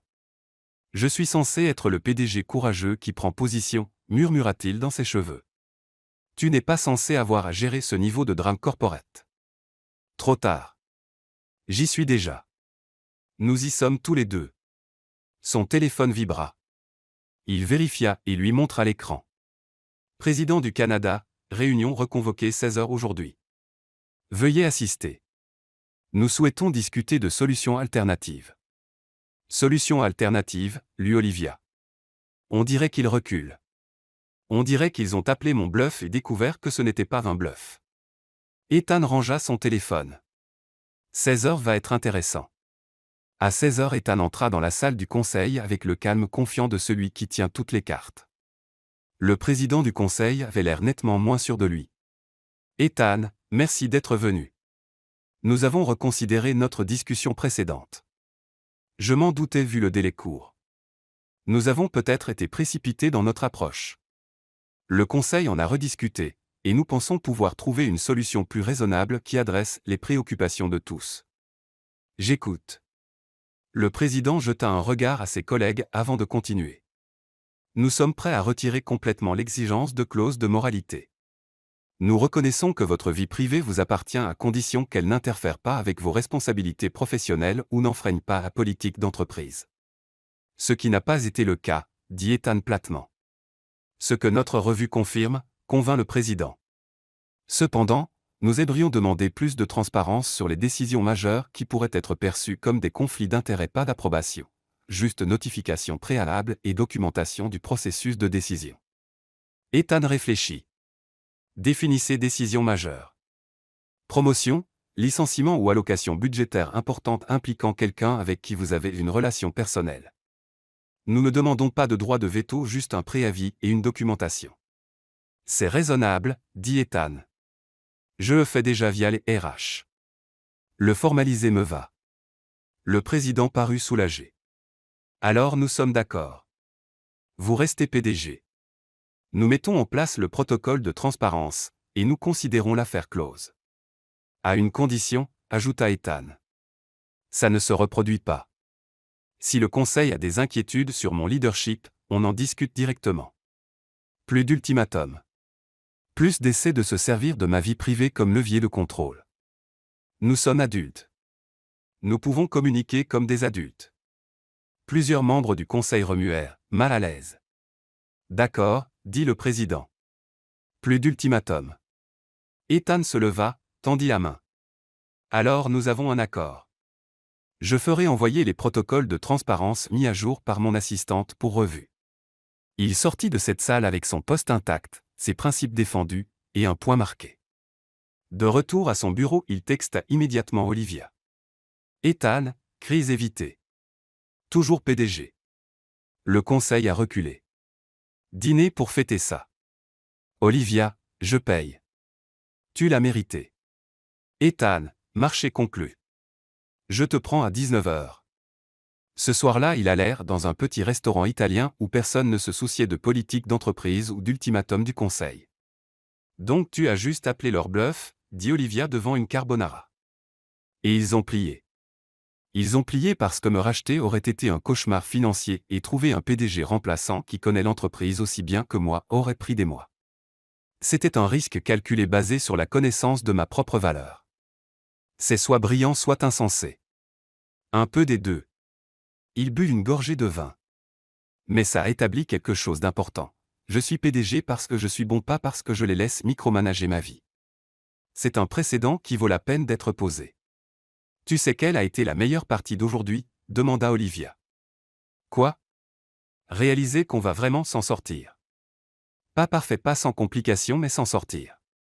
On peut gérer le drame corporate, les ultimatums du conseil, l'examen public. Parce que quand ça a été vraiment sérieux aujourd'hui, aucun de nous n'a fui. On a juste géré. On fait une bonne équipe, convainc Ethan. Dedans et dehors le bureau. En parlant de sa Seattle dans 3 semaines. Je présente vraiment à la conférence. Si tu veux, mais oui, j'ai déjà soumis ton nom comme speaker. Ta session s'appelle Stratégie Marketing Data Driven dans les marchés compétitifs. Ils ont approuvé immédiatement. Tu m'as inscrite sans demander d'abord. J'ai soumis tes références et ton portfolio. Les organisateurs t'ont approuvé sur tes vraies qualifications. J'ai juste facilité l'introduction. Olivia secoua la tête, souriante. Tu es impossible. Tu continues à le dire comme si c'était un défaut. Ce n'en est pas. C'est juste toi confiant et légèrement arrogant et bizarrement toujours dans le vrai. Je ne suis pas toujours dans le vrai. Cite-moi une fois où tu as eu tort. J'ai pensé que ce film de SF que tu m'as forcé à regarder la semaine dernière serait bien d'après les critiques. C'était horrible. Ok, ça passe. La physique était complètement fausse. La physique était le moindre de ses problèmes. Ils finirent le dîner, rentrèrent chez Olivia, et passèrent le reste de la soirée parfaitement, normalement, compliqués heureux. Vers minuit, Ethan commença à ramasser ses affaires à contre-cœur. Je devrais y aller. Tu as cette présentation demain matin. Reste, dit Olivia, puis se reprit aussitôt. Je veux dire, tu n'es pas obligé, mais tu peux si tu veux. Pas de pression. Je voulais juste. Il l'embrassa, coupant le babillage. J'adorerais rester. Samedi matin, Olivia se réveilla avec la lumière du soleil qui filtrait par les fenêtres et l'odeur du café. Elle trouva Ethan dans sa cuisine, ayant miraculeusement localisé sa cafetière à piston et les vrais grains qu'elle avait oublié posséder. Tu es du matin, observa-t-elle, encore à moitié endormie. Et toi très clairement pas. Je t'ai apporté du café. Tu es parfait. Souviens-t'en plus tard quand je ferai inévitablement quelque chose d'idiot. Ils passaient la matinée à être délibérément normaux petit déjeuner, lecture des news, dispute sur le fait que les news étaient trop déprimantes à lire le week-end. Ethan avait un call à midi, et Olivia devait revoir des propositions budgétaires. Mais pendant quelques heures ils furent juste deux personnes qui s'étaient trouvées dans les circonstances les plus absurdes possibles. En partant, Ethan se retourna à la porte. On va s'en sortir, tu sais. Peu importe ce qui vient ensuite. Comment tu le sais? Parce qu'on a déjà survécu au pire sabotage, examen public, enquête du conseil, politique corporate. Si on a géré ça en 3 semaines, on peut tout gérer. Olivia s'appuya au chambranle, souriante. Tu sais quelle est la partie la plus folle? Quoi? Si j'avais appelé le bon numéro ce jour-là, rien de tout ça ne serait arrivé. Raison de plus pour remercier tes piètres talents de dactylo. Ou te remercier d'être le genre de personne qui répond au râlage professionnel d'aléatoire d'inconnus. Meilleure décision de ma vie. Il l'embrassa pour dire au revoir, et Olivia le regarda partir avec la sensation la plus étrange, comme si tout avait été chaos mais finissait enfin par se mettre en place. Son téléphone vibra. Ethan, tu me manques déjà. C'est trop collant. Olivia, considérant que tu es parti il y a 30 secondes, oui. Mais je l'autorise parce que tu me manques aussi. Ethan, dîner demain. Olivia, tu vas te lasser de moi si on continue comme ça. Ethan, impossible. À demain. Olivia sourit à son écran, repensant au mauvais numéro et au bon timing et comment parfois les meilleures choses de la vie viennent d'accidents complets. 3 semaines après la sortie spectaculaire de Vanessa, Olivia s'était installée dans une étrange nouvelle normalité qui impliquait d'être à la fois incroyablement heureuse et constamment paranoïaque. Heureuse parce qu'elle sortait avec quelqu'un qui la faisait rire jusqu'à avoir mal au ventre, qui se souvenait comment elle prenait son café, et qui la regardait comme si elle avait accroché la lune. Paranoïaque parce que ce quelqu'un était le PDG et environ 75 personnes observaient chacune de leurs interactions avec l'intensité de documentaristes animaliers. Tu recommences à trop réfléchir, dit Zoé en regardant Olivia fixer sa salade du déjeuner comme si elle contenait les mystères de l'univers. Je peux littéralement voir les engrenages tourner. Je ne réfléchis pas trop. Tu poignardes cette tomate depuis 3 minutes. Elle est déjà morte. Tu as gagné celle-là. Olivia posa sa fourchette. Ethan et moi avons une réunion stratégique cet après-midi avec l'équipe exécutive. C'est la première grosse présentation que je fais depuis tout ça. Et si les gens pensent qu'ils me ménagent? Ou pire s'ils surcompensent et se montrent extra durs pour prouver qu'il n'est pas biaisé? Ou idée folle s'ils te traitent exactement comme tout le monde et que tu es incroyable dans ton job quoi qu'il arrive? Ce n'est pas comme ça que fonctionne la politique corporate et tu le sais. Peut-être pas, mais c'est comme ça que fonctionne le mérite. Zoé vola une tomate cerise dans la salade d'Olivia. Tu cartonnes depuis des semaines. Tes métriques de campagne sont dingues. La stratégie Q4 montre déjà des résultats. Tu ne réussis pas grâce à Ethan. Tu réussis malgré les complications de sortir avec le PDG. Quand es-tu devenu la voix de la raison? Je l'ai toujours été. Tu m'ignores juste d'habitude. Zoé vérifia son téléphone. En parlant de ça, ton petit ami est dans le hall et te cherche. Il n'est pas censé, on a des règles sûres. Olivia se retourna. Effectivement, Ethan traversait la cafétéria de son pas déterminé habituel, complètement inconscient des 12 personnes qui arrêtèrent de manger pour le regarder. C'est exactement de ça que je parle, siffla Olivia à Zoé. Tout le monde regarde. Tout le monde regarde toujours le PDG, Liv. C'est littéralement dans sa fiche de poste. Ethan arriva à leur table et le cœur d'Olivia fit ce truc agaçant de palpitation qu'il faisait depuis 5 semaines. Mesdames, salua-t-il avec un sourire professionnel. Olivia, tu as 1 minute? Faut discuter d'un truc pour la présentation de cet après-midi. Bien sûr, monsieur Callahan. Olivia se leva, grimaçant intérieurement à l'adresse formelle convenue en public. Ils marchèrent jusqu'à un coin tranquille près des fenêtres assez loin des oreilles indiscrètes mais assez visibles pour paraître complètement pro. Tu fais ta tête inquiète, dit doucement Ethan. Je n'ai pas de tête inquiète. Absolument si. Ton sourcil gauche fait ce petit pli, il imita, ce qui la fit rire et vouloir le frapper en même temps. Qu'est-ce qui ne va pas? Rien ne va pas. Juste la présentation cet après-midi est importante, et tu as peur que je te ménage ou que je surcompense. Comment tu? Parce que je te connais. Et parce que je me faisais exactement la même inquiétude. Il vérifia qu'il n'y avait personne à portée de voix. Donc voilà ce qui va se passer. Tu vas présenter ta stratégie comme la directrice brillante que tu es. Je vais te poser les mêmes questions difficiles que je poserais à n'importe qui présentant une initiative majeure. Si tes réponses tiennent la route, ce qui sera le cas, je l'approuverai. S'il y a des problèmes légitimes, on les traitera comme dans n'importe quelle réunion business. Et si les gens pensent quand même ce qu'ils veulent, eh bien ils le pensent. On ne contrôle pas ce que les gens supposent, Olivia. On contrôle juste ce qu'on fait réellement.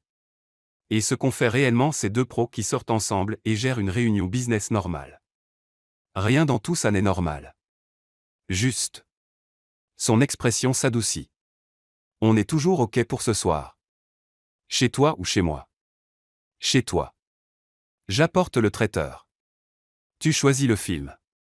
Je ferai semblant de regarder pendant que je te regarde en réalité citer toutes les répliques. Je ne cite pas toutes les répliques. Tu as cité chaque ligne de ce film de détective la semaine dernière, y compris les figurants. Ce film est un chef-d'œuvre culturel et mérite du respect. Tu vois?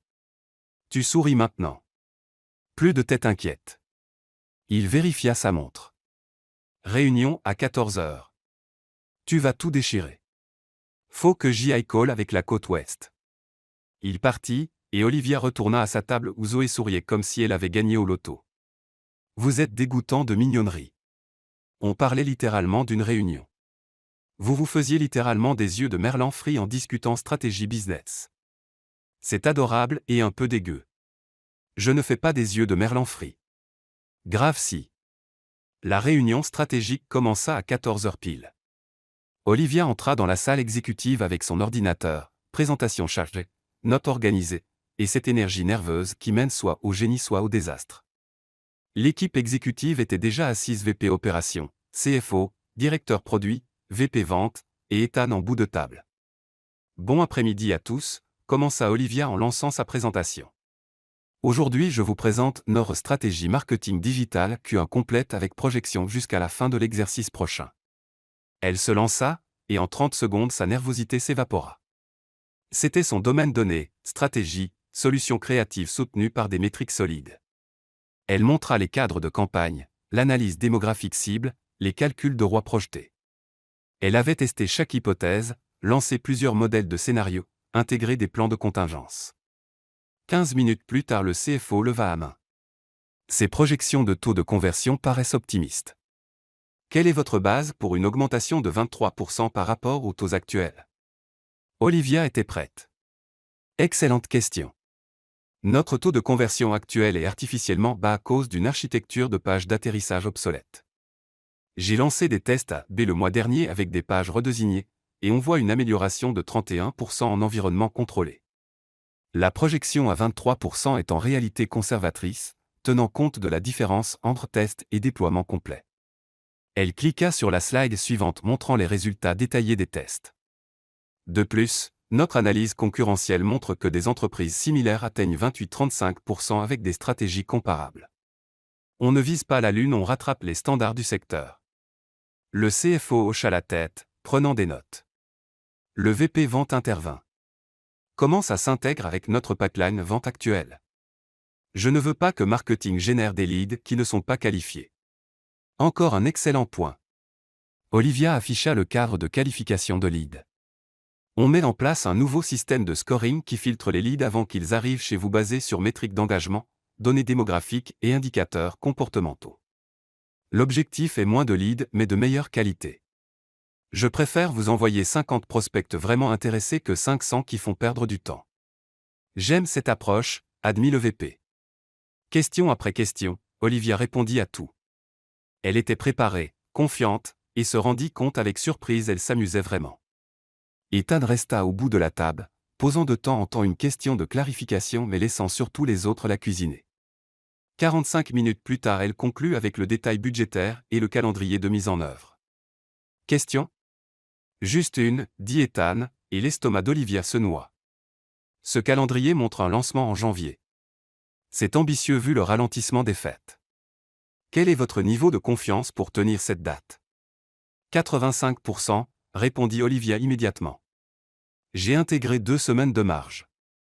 Le chemin critique inclut la sélection des prestataires mi-novembre et la création de contenu en décembre. Le seul facteur de risque, c'est si on ne valide pas notre prestataire développement préféré avant Thanksgiving, j'ai 2 backups préqualifiés si besoin. Et si on décale à février, ça améliorerait la qualité ou juste perdrait du temps. Olivia réfléchit soigneusement. C'était un test pas de sa stratégie, mais de son jugement. Février améliorerait marginalement la qualité peut-être 5 à 7%.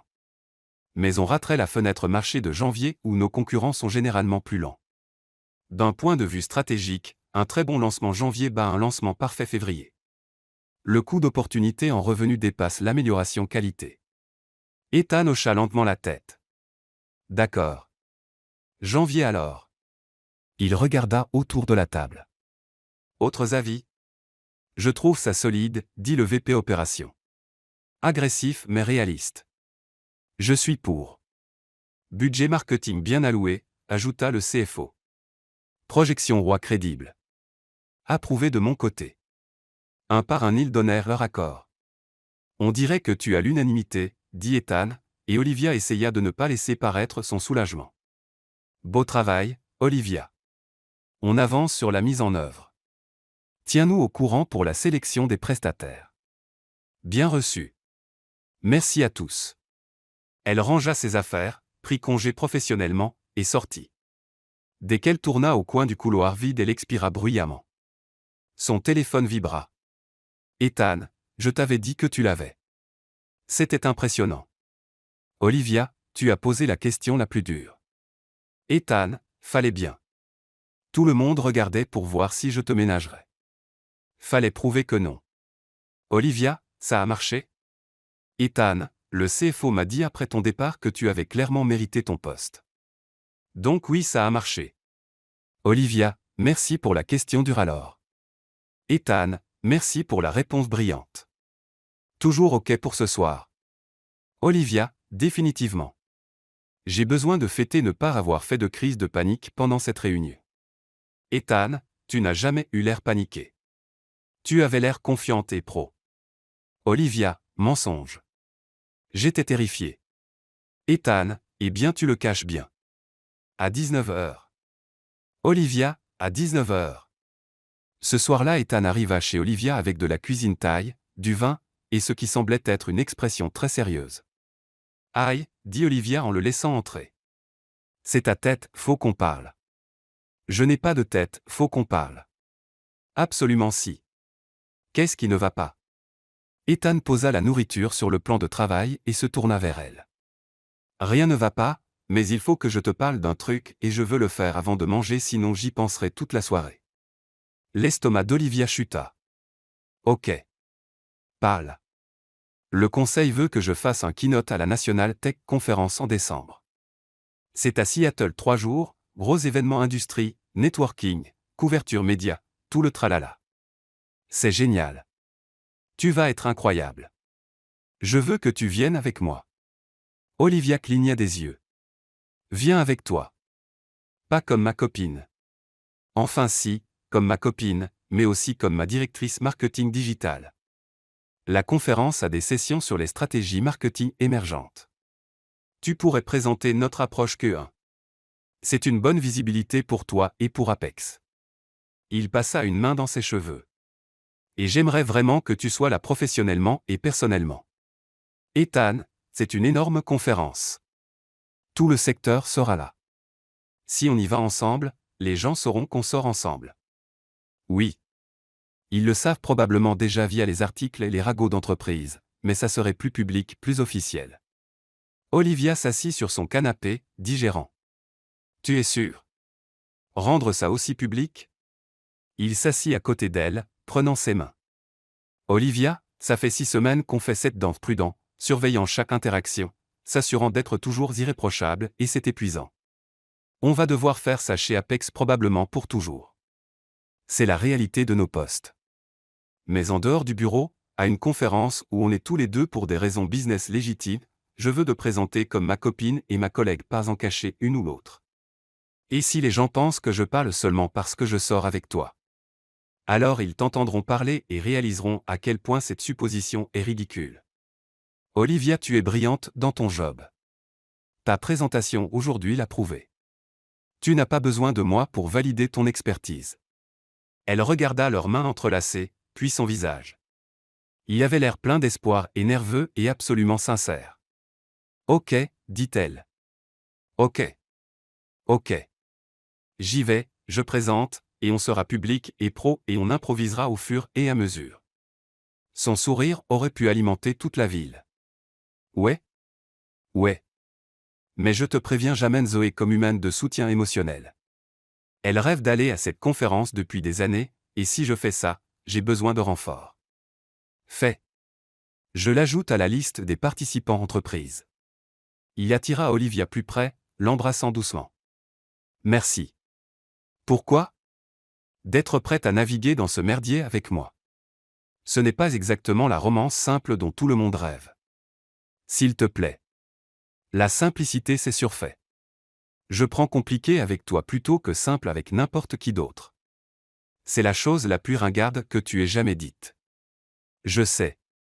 Je suis horrifié par moi-même. Mangeons avant que je dise pire.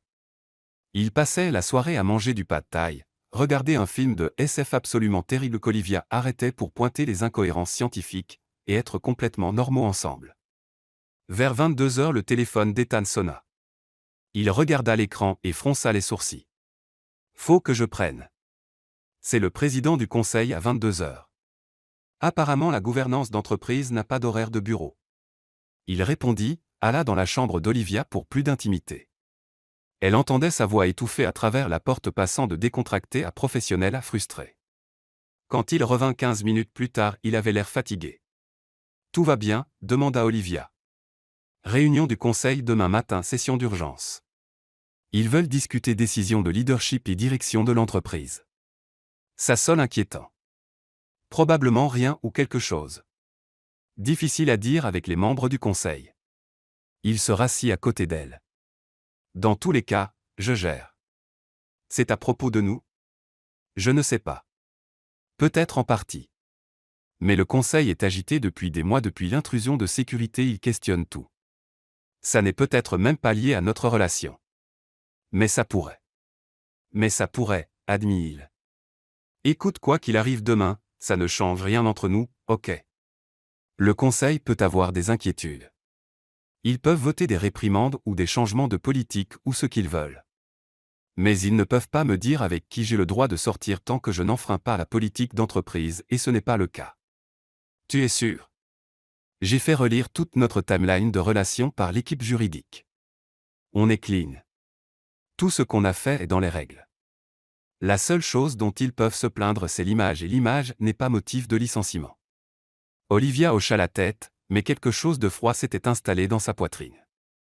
Peut-être que je ne devrais pas aller à Seattle avec toi. Si le conseil s'inquiète déjà de l'image. Non. Absolument pas, Ethan se tourna complètement vers elle.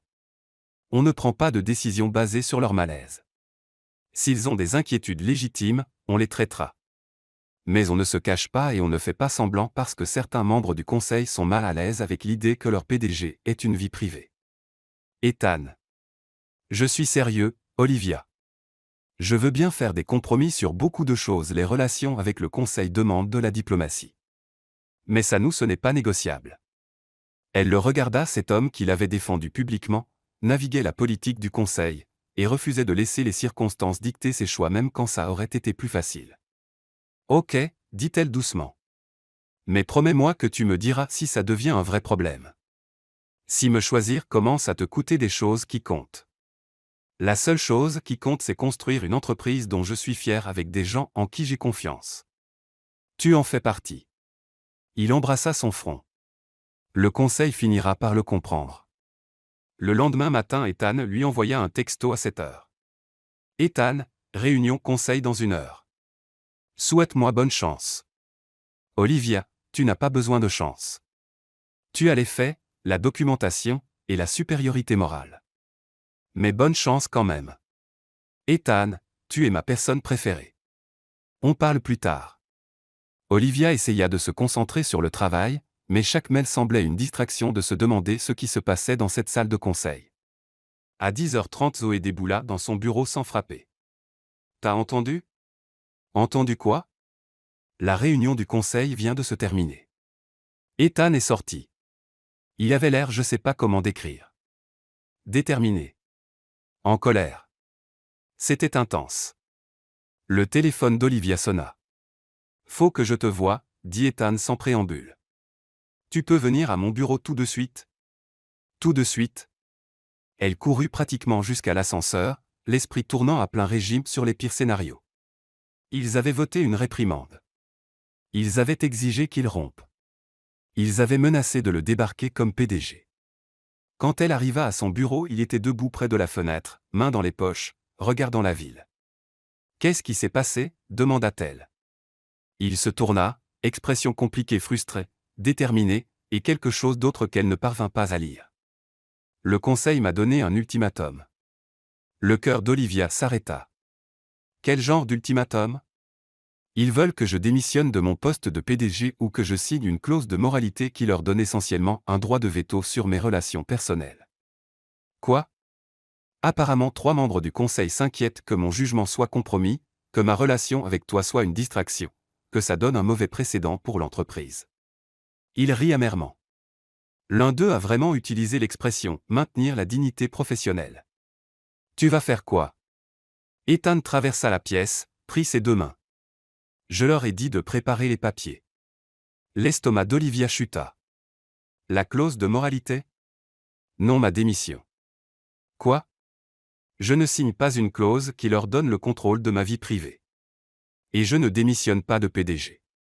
Donc je leur ai dit que je serais ravi de partir à condition qu'ils rachètent mes parts à valeur marché, que je garde tous les droits de propriété intellectuelle sur les projets que j'ai personnellement développés, et qu'ils déclarent publiquement que mon départ est volontaire et sans lien avec mes performances. Olivia le fixa, essayant de traiter ce qu'il disait. Tu vas vraiment démissionner? S'ils sont sérieux, oui. Mais voilà le truc, ils ne le sont pas. Ou du moins pas tous. Il sourit légèrement. 2 membres du conseil sont partis après ma contre-proposition. Ils pensaient que c'était un bluff pour me contrôler, pas une tentative réelle de me forcer à partir.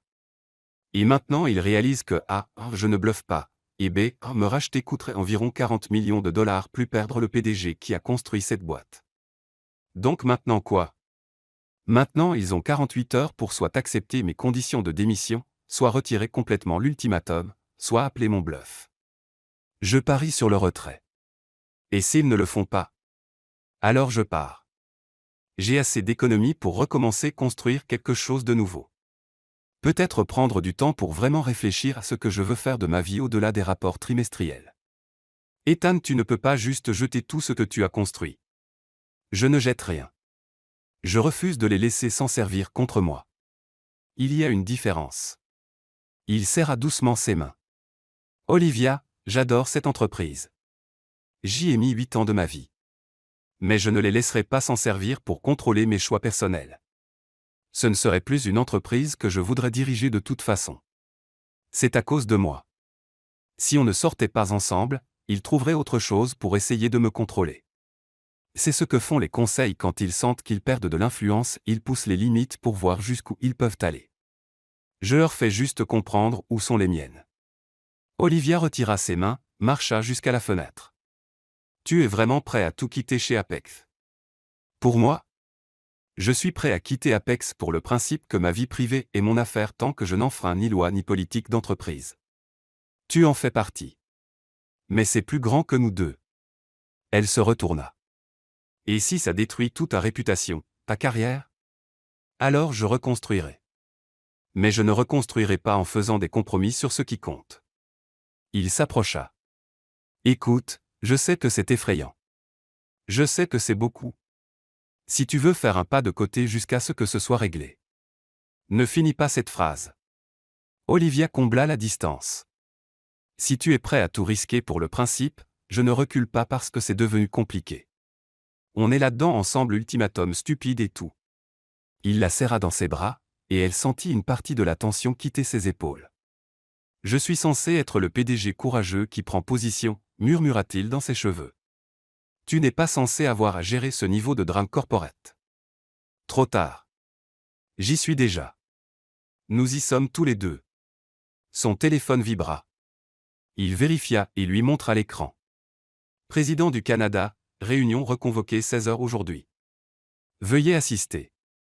Nous souhaitons discuter de solutions alternatives. Solutions alternatives, lut Olivia. On dirait qu'ils reculent. On dirait qu'ils ont appelé mon bluff et découvert que ce n'était pas un bluff. Ethan rangea son téléphone.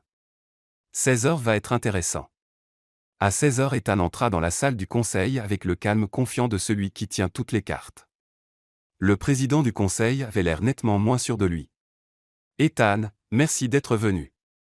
Nous avons reconsidéré notre discussion précédente. Je m'en doutais vu le délai court. Nous avons peut-être été précipités dans notre approche.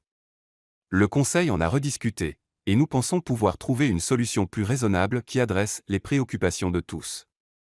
J'écoute. Le président jeta un regard à ses collègues avant de continuer. Nous sommes prêts à retirer complètement l'exigence de clauses de moralité. Nous reconnaissons que votre vie privée vous appartient à condition qu'elle n'interfère pas avec vos responsabilités professionnelles ou n'enfreigne pas la politique d'entreprise. Ce qui n'a pas été le cas, dit Ethan platement. Ce que notre revue confirme, convainc le président. Cependant, nous aimerions demander plus de transparence sur les décisions majeures qui pourraient être perçues comme des conflits d'intérêts, pas d'approbation. Juste notification préalable et documentation du processus de décision. Ethan réfléchit. Définissez décision majeure. Promotion, licenciement ou allocation budgétaire importante impliquant quelqu'un avec qui vous avez une relation personnelle. Nous ne demandons pas de droit de veto, juste un préavis et une documentation. C'est raisonnable, dit Ethan. Je le fais déjà via les RH. Le formaliser me va. Le président parut soulagé. Alors nous sommes d'accord. Vous restez PDG. Nous mettons en place le protocole de transparence, et nous considérons l'affaire close. À une condition, ajouta Ethan. Ça ne se reproduit pas. Si le conseil a des inquiétudes sur mon leadership, on en discute directement. Plus d'ultimatum. Plus d'essais de se servir de ma vie privée comme levier de contrôle. Nous sommes adultes. Nous pouvons communiquer comme des adultes. Plusieurs membres du conseil remuèrent, mal à l'aise. D'accord, dit le président. Plus d'ultimatum. Ethan se leva, tendit la main. Alors nous avons un accord. Je ferai envoyer les protocoles de transparence mis à jour par mon assistante pour revue. Il sortit de cette salle avec son poste intact, ses principes défendus, et un point marqué. De retour à son bureau, il texta immédiatement Olivia. Ethan, crise évitée. Toujours PDG. Le conseil a reculé. Dîner pour fêter ça. Olivia, je paye. Tu l'as mérité. Ethan, marché conclu. Je te prends à 19 heures. Ce soir-là, ils allèrent dans un petit restaurant italien où personne ne se souciait de politique d'entreprise ou d'ultimatum du conseil. Donc tu as juste appelé leur bluff, dit Olivia devant une carbonara. Et ils ont plié. Ils ont plié parce que me racheter aurait été un cauchemar financier et trouver un PDG remplaçant qui connaît l'entreprise aussi bien que moi aurait pris des mois. C'était un risque calculé basé sur la connaissance de ma propre valeur. C'est soit brillant soit insensé. Un peu des deux. Il but une gorgée de vin. Mais ça a établi quelque chose d'important. Je suis PDG parce que je suis bon, pas parce que je les laisse micromanager ma vie. C'est un précédent qui vaut la peine d'être posé. Tu sais quelle a été la meilleure partie d'aujourd'hui ? Demanda Olivia. Quoi ? Réaliser qu'on va vraiment s'en sortir. Pas parfait, pas sans complications, mais s'en sortir. On peut gérer le drame corporate, les ultimatums du conseil, l'examen public. Parce que quand ça a été vraiment sérieux aujourd'hui, aucun de nous n'a fui. On a juste géré. On fait une bonne équipe, convainc Ethan. Dedans et dehors le bureau. En parlant de sa Seattle dans 3 semaines. Je présente vraiment à la conférence. Si tu veux, mais oui, j'ai déjà soumis ton nom comme speaker. Ta session s'appelle Stratégie Marketing Data Driven dans les marchés compétitifs. Ils ont approuvé immédiatement. Tu m'as inscrite sans demander d'abord. J'ai soumis tes références et ton portfolio. Les organisateurs t'ont approuvé sur tes vraies qualifications. J'ai juste facilité l'introduction. Olivia secoua la tête, souriante. Tu es impossible. Tu continues à le dire comme si c'était un défaut. Ce n'en est pas. C'est juste toi confiant et légèrement arrogant et bizarrement toujours dans le vrai. Je ne suis pas toujours dans le vrai. Cite-moi une fois où tu as eu tort. J'ai pensé que ce film de SF que tu m'as forcé à regarder la semaine dernière serait bien d'après les critiques. C'était horrible. Ok, ça passe. La physique était complètement fausse. La physique était le moindre de ses problèmes. Ils finirent le dîner, rentrèrent chez Olivia, et passèrent le reste de la soirée parfaitement, normalement, compliqués heureux. Vers minuit, Ethan commença à ramasser ses affaires à contre-cœur. Je devrais y aller. Tu as cette présentation demain matin. Reste, dit Olivia, puis se reprit aussitôt. Je veux dire, tu n'es pas obligé, mais tu peux si tu veux. Pas de pression. Je voulais juste. Il l'embrassa, coupant le babillage. J'adorerais rester. Le skyline de Seattle ressemblait à une carte postale tandis qu'Olivia regardait par la fenêtre de la chambre d'hôtel, essayant de se souvenir comment respirer normalement. Dans 4 heures, elle présenterait ses stratégies marketing devant environ 300 professionnels du secteur dont la moitié savaient probablement qu'elle sortait avec le PDG de son entreprise. Tu spirales, dit Zoé depuis l'autre lit. Arrête. Je me prépare mentalement. Tu catastrophises. Il y a une différence. Zoé se leva, tourna physiquement Olivia dos à la fenêtre. Tes métriques parlent d'elles-mêmes. Ton travail parle de lui-même. Les seules personnes qui se soucieront de ton statut relationnel sont celles dont l'opinion n'a aucune importance. Un coup à la porte les interrompit. La voix d'Ethan traversa la porte. C'est moi. Je peux entrer? Zoé le fit entrer avant d'annoncer, je vais chercher du café. Reviens dans 20 minutes. Une fois seul, Ethan traversa la pièce et prit les mains d'Olivia. Tu refais ta tête inquiète. Et si les gens ne viennent que par curiosité sur nous? Alors ils resteront parce que tu es légitimement brillante dans ton job. Il serra ses mains. J'ai vu ta présentation. Elle est exceptionnelle. Oui, certains viendront peut-être par curiosité mais ils resteront parce que tu es vraiment bonne dans ce que tu fais. Tu es obligé de dire ça. Je le dis parce que c'est vrai. Ta session commence à 14 heures. Je serai au premier rang à poser des questions difficiles pour prouver que je ne te ménage pas. C'est ça ton idée du soutien. C'est mon idée pour montrer à tout le monde que notre relation professionnelle est exactement ça professionnelle. Il embrassa son front. Tu vas tout déchirer. La salle de conférence était bondée, tous les sièges pris, gens debout au fond. À 14 heures précises, Olivia commença. Bonjour. Aujourd'hui, je partage des stratégies qui ont abouti à une augmentation de 340% de l'engagement digital et 28% de revenus. Ce ne sont pas des théories, ce sont des approches pratiques, testées avec des résultats mesurables. Elle cliqua sur sa première slide.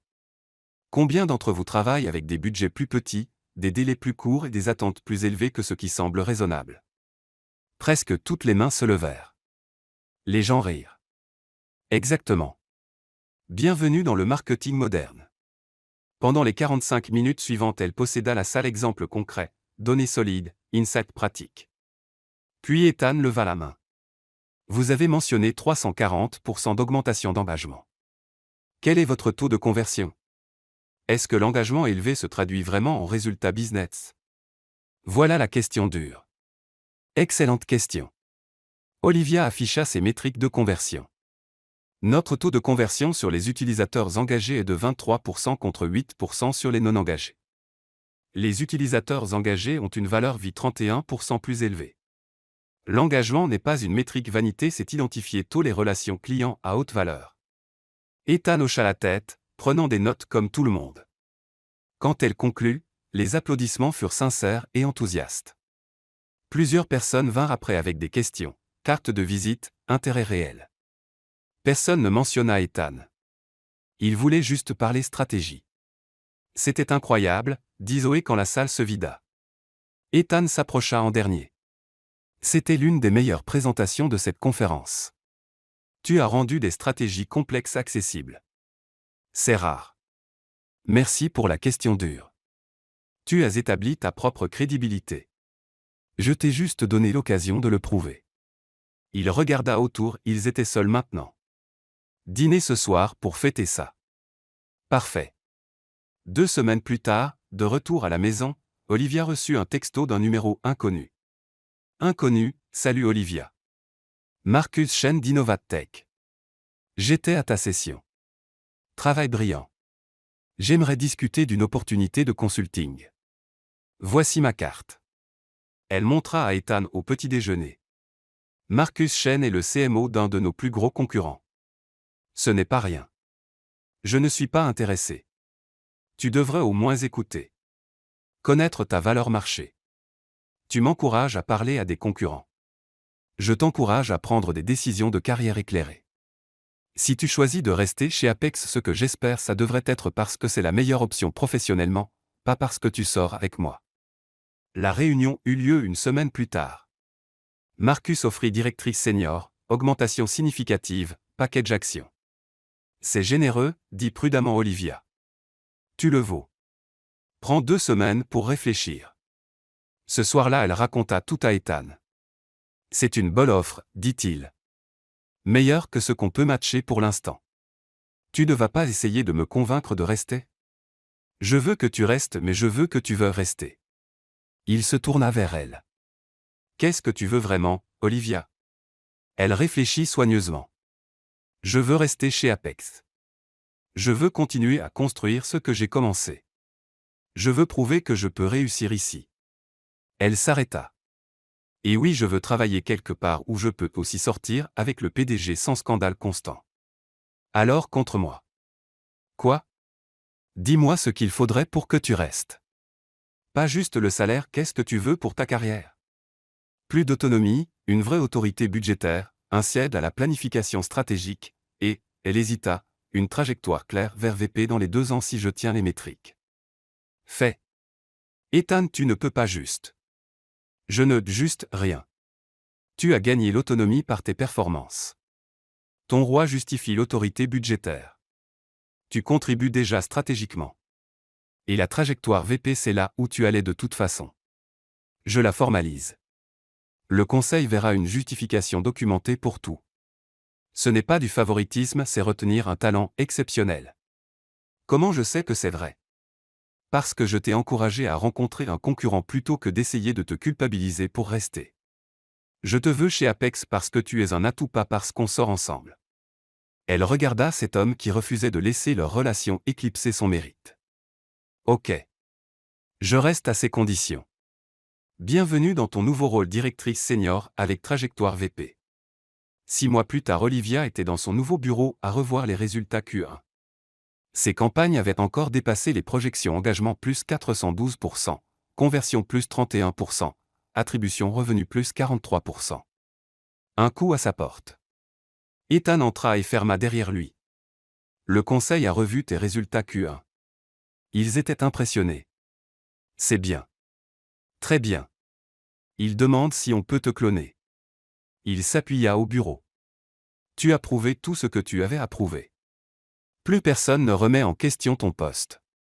Ça veut dire moins de parano? Je pense qu'on a gagné un peu d'air. L'examen s'est calmé. Les gens se concentrent sur tes résultats, pas sur notre relation. C'est tout ce que je voulais, être connu pour mon travail. Mission accomplie. Il se leva pour partir, puis s'arrêta. Dîner ce soir. Je cuisine vraiment. Tu cuisines? Je peux suivre une recette sans déclencher l'alarme incendie. Ça compte. Ce n'est pas cuisiner, mais ok. 19 heures? 19 heures. Et apporte cette étude de cas sur laquelle tu travailles, je veux ton avis. Après son départ, Olivia regarda par sa fenêtre la ville. 6 mois plus tôt, elle envoyait des textos rageurs à des mauvais numéros. Maintenant, elle était directrice senior sur trajectoire VP, sortait avec le PDG, et ça fonctionnait. Son téléphone vibra. Ethan, oubliez de dire ma mère veut te rencontrer. Dîner ce week-end. Olivia, ta mère qui a vaincu le cancer?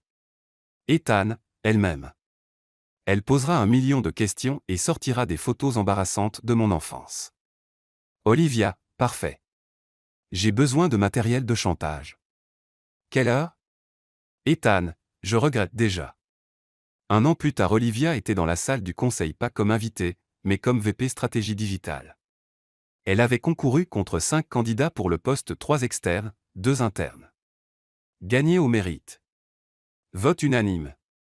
Félicitations, VP Bennett, dit le président du conseil. Nous sommes ravis de votre rôle élargi. Après la réunion, elle retourna à son nouveau bureau et resta assise, incrédule. 18 mois plus tôt, elle envoyait des textos rageurs sur quitter son job. Maintenant, elle était VP. Son téléphone sonna. Ethan, VP Bennett. Ça fait quoi? Olivia, surréaliste. Incroyable. Terrifiant. Ethan, tu l'as complètement mérité. Olivia, je sais. C'est la meilleure partie. Ethan, dîner ce soir quelque part chic. On célèbre un jalon majeur. Olivia, parfait. Ce soir-là, dans le restaurant le plus exclusif de la ville, ils célébrèrent dignement. Après le dîner, en marchant au bord de l'eau, Olivia s'arrêta. Quand j'ai envoyé ce texto au mauvais numéro, je me sentais coincé et sous-valorisé. J'ai failli ne pas l'envoyer. Mais tu l'as fait au mauvais destinataire qui s'est révélé être exactement le bon. Elle prit ses mains. Tu as changé ma vie, Ethan. Pas en me donnant des opportunités, je les ai gagnées, mais en croyant que je pouvais les gagner. Tu as fait tout le travail difficile. Peut-être. Mais tu l'as rendu possible. Il se tenait face à l'eau, 2 personnes qui s'étaient trouvées dans le chaos. Et maintenant, demanda Olivia. On continue.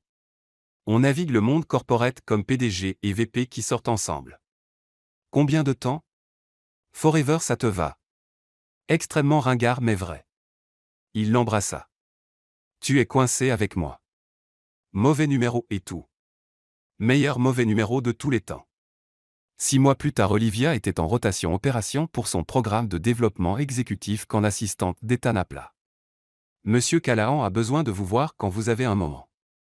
Elle monta en se demandant de quoi il s'agissait. Il était près de la fenêtre, l'air nerveux. Tout va bien, demanda-t-elle. Ouais. Faut que je te demande quelque chose. Il se tourna, passant une main dans ses cheveux. Ça fait presque 2 ans qu'on est ensemble. On a traversé le chaos, les ultimatums du conseil, l'examen public, et moi qui mange tes restes clairement étiquetés. Tu ressors les restes dans une conversation sérieuse. Contexte, on a tout géré ensemble avec grâce et patience face à mes idioties occasionnelles. Il traversa la pièce, prit ses mains. Je t'aime. Je t'aime depuis notre premier café. Je veux passer ma vie avec toi à naviguer carrière et chaos et tout ce qui vient ensuite. Il sortit une petite boîte et mit un genou à terre. Olivia Bennett, veux-tu m'épouser? Tu me demandes en mariage dans ton bureau? Je sais que c'est pas romantique. C'est parfait. C'est exactement nous. Elle le releva, l'embrassa. Oui. Absolument oui. Il glissa la bague simple, élégante, exactement son style. Faut prévenir les RH, dit-elle. Déjà programmé pour cet après-midi. J'ai anticipé. Bien sûr que oui. Le mariage 1 an plus tard. Olivia se tenait dans le jardin du lieu de réception, Zoé ajustant son voile. Arrête de bouger. Tu es parfaite. Et si je trébuche? Alors Ethan trouvera ça adorable. Détends-toi. La musique commença. Olivia remonta l'allée, vit leur petite assemblée d'êtres chers, puis vit Ethan. Il pleurait. Elle arriva sans trébucher et prit ses mains. Salut, murmura-t-elle. Salut. Tu es incroyable. Tu pleures. Je peux pas m'en empêcher. Ils échangèrent des vœux qu'ils avaient écrits. Olivia, dit Ethan, quand tu m'as texté par accident, tu as changé ma vie. Tu m'as rappelé que l'amour vaut la peine de se battre. Je promets de toujours répondre à tes textos, de soutenir ta carrière, et de t'aimer exactement telle que tu es brillante, têtue, et qui cite les films. Son tour. Ethan, j'ai envoyé ce texto le pire jour professionnel de ma vie. Au lieu de quitter, j'ai trouvé toi. Tu as cru en moi quand je n'y croyais pas. Je promets honnêteté, défi quand tu en as besoin, et t'aimer tel que tu es ambitieux, naïf, et agaçant toujours dans le vrai. Je vous prononce mari et femme. Vous pouvez embrasser la mariée. En remontant l'allée ensemble, Olivia croisa le regard de Zoé, sa meilleure amie en larmes, qui faisait un pouce en l'air. Pendant leur première danse, Ethan murmura « Alors, comment c'est, Madame Callahan ?»« Bizarre. Bon bizarre. Je garde Bennett professionnellement. » Bennett Callahan sonne bien. Très progressiste de ta part, PDG. Merci d'avoir envoyé ce mauvais numéro. Meilleure erreur de tous les temps. 5 ans plus tard, Olivia était dans la salle du conseil à présenter le plan stratégique 5 ans.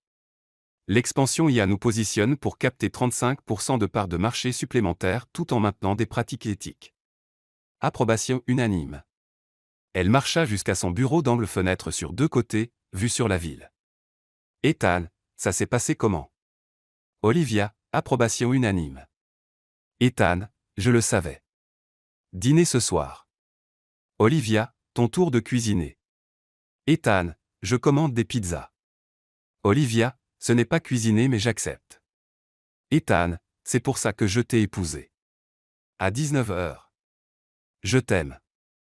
Olivia, je t'aime encore plus. Elle regarda autour de son bureau. 5 ans plus tôt, texto rageur. Maintenant VP sur trajectoire PDG. Mariée. Vraiment heureuse. La vie était compliquée, mais ça marchait. Elle texta Zoé. Olivia, tu te souviens quand j'ai texté le PDG par erreur? Zoé, évidemment. Meilleure histoire de tous les temps. Olivia, juste pour dire merci de m'avoir convaincu de ne pas le supprimer. Zoé, toujours. Je t'aime, futur PDG. Olivia ouvrit son prochain projet, proposition d'expansion internationale. 5 ans plus tôt, mauvais numéro. Maintenant exactement là où elle était censée être. Fin.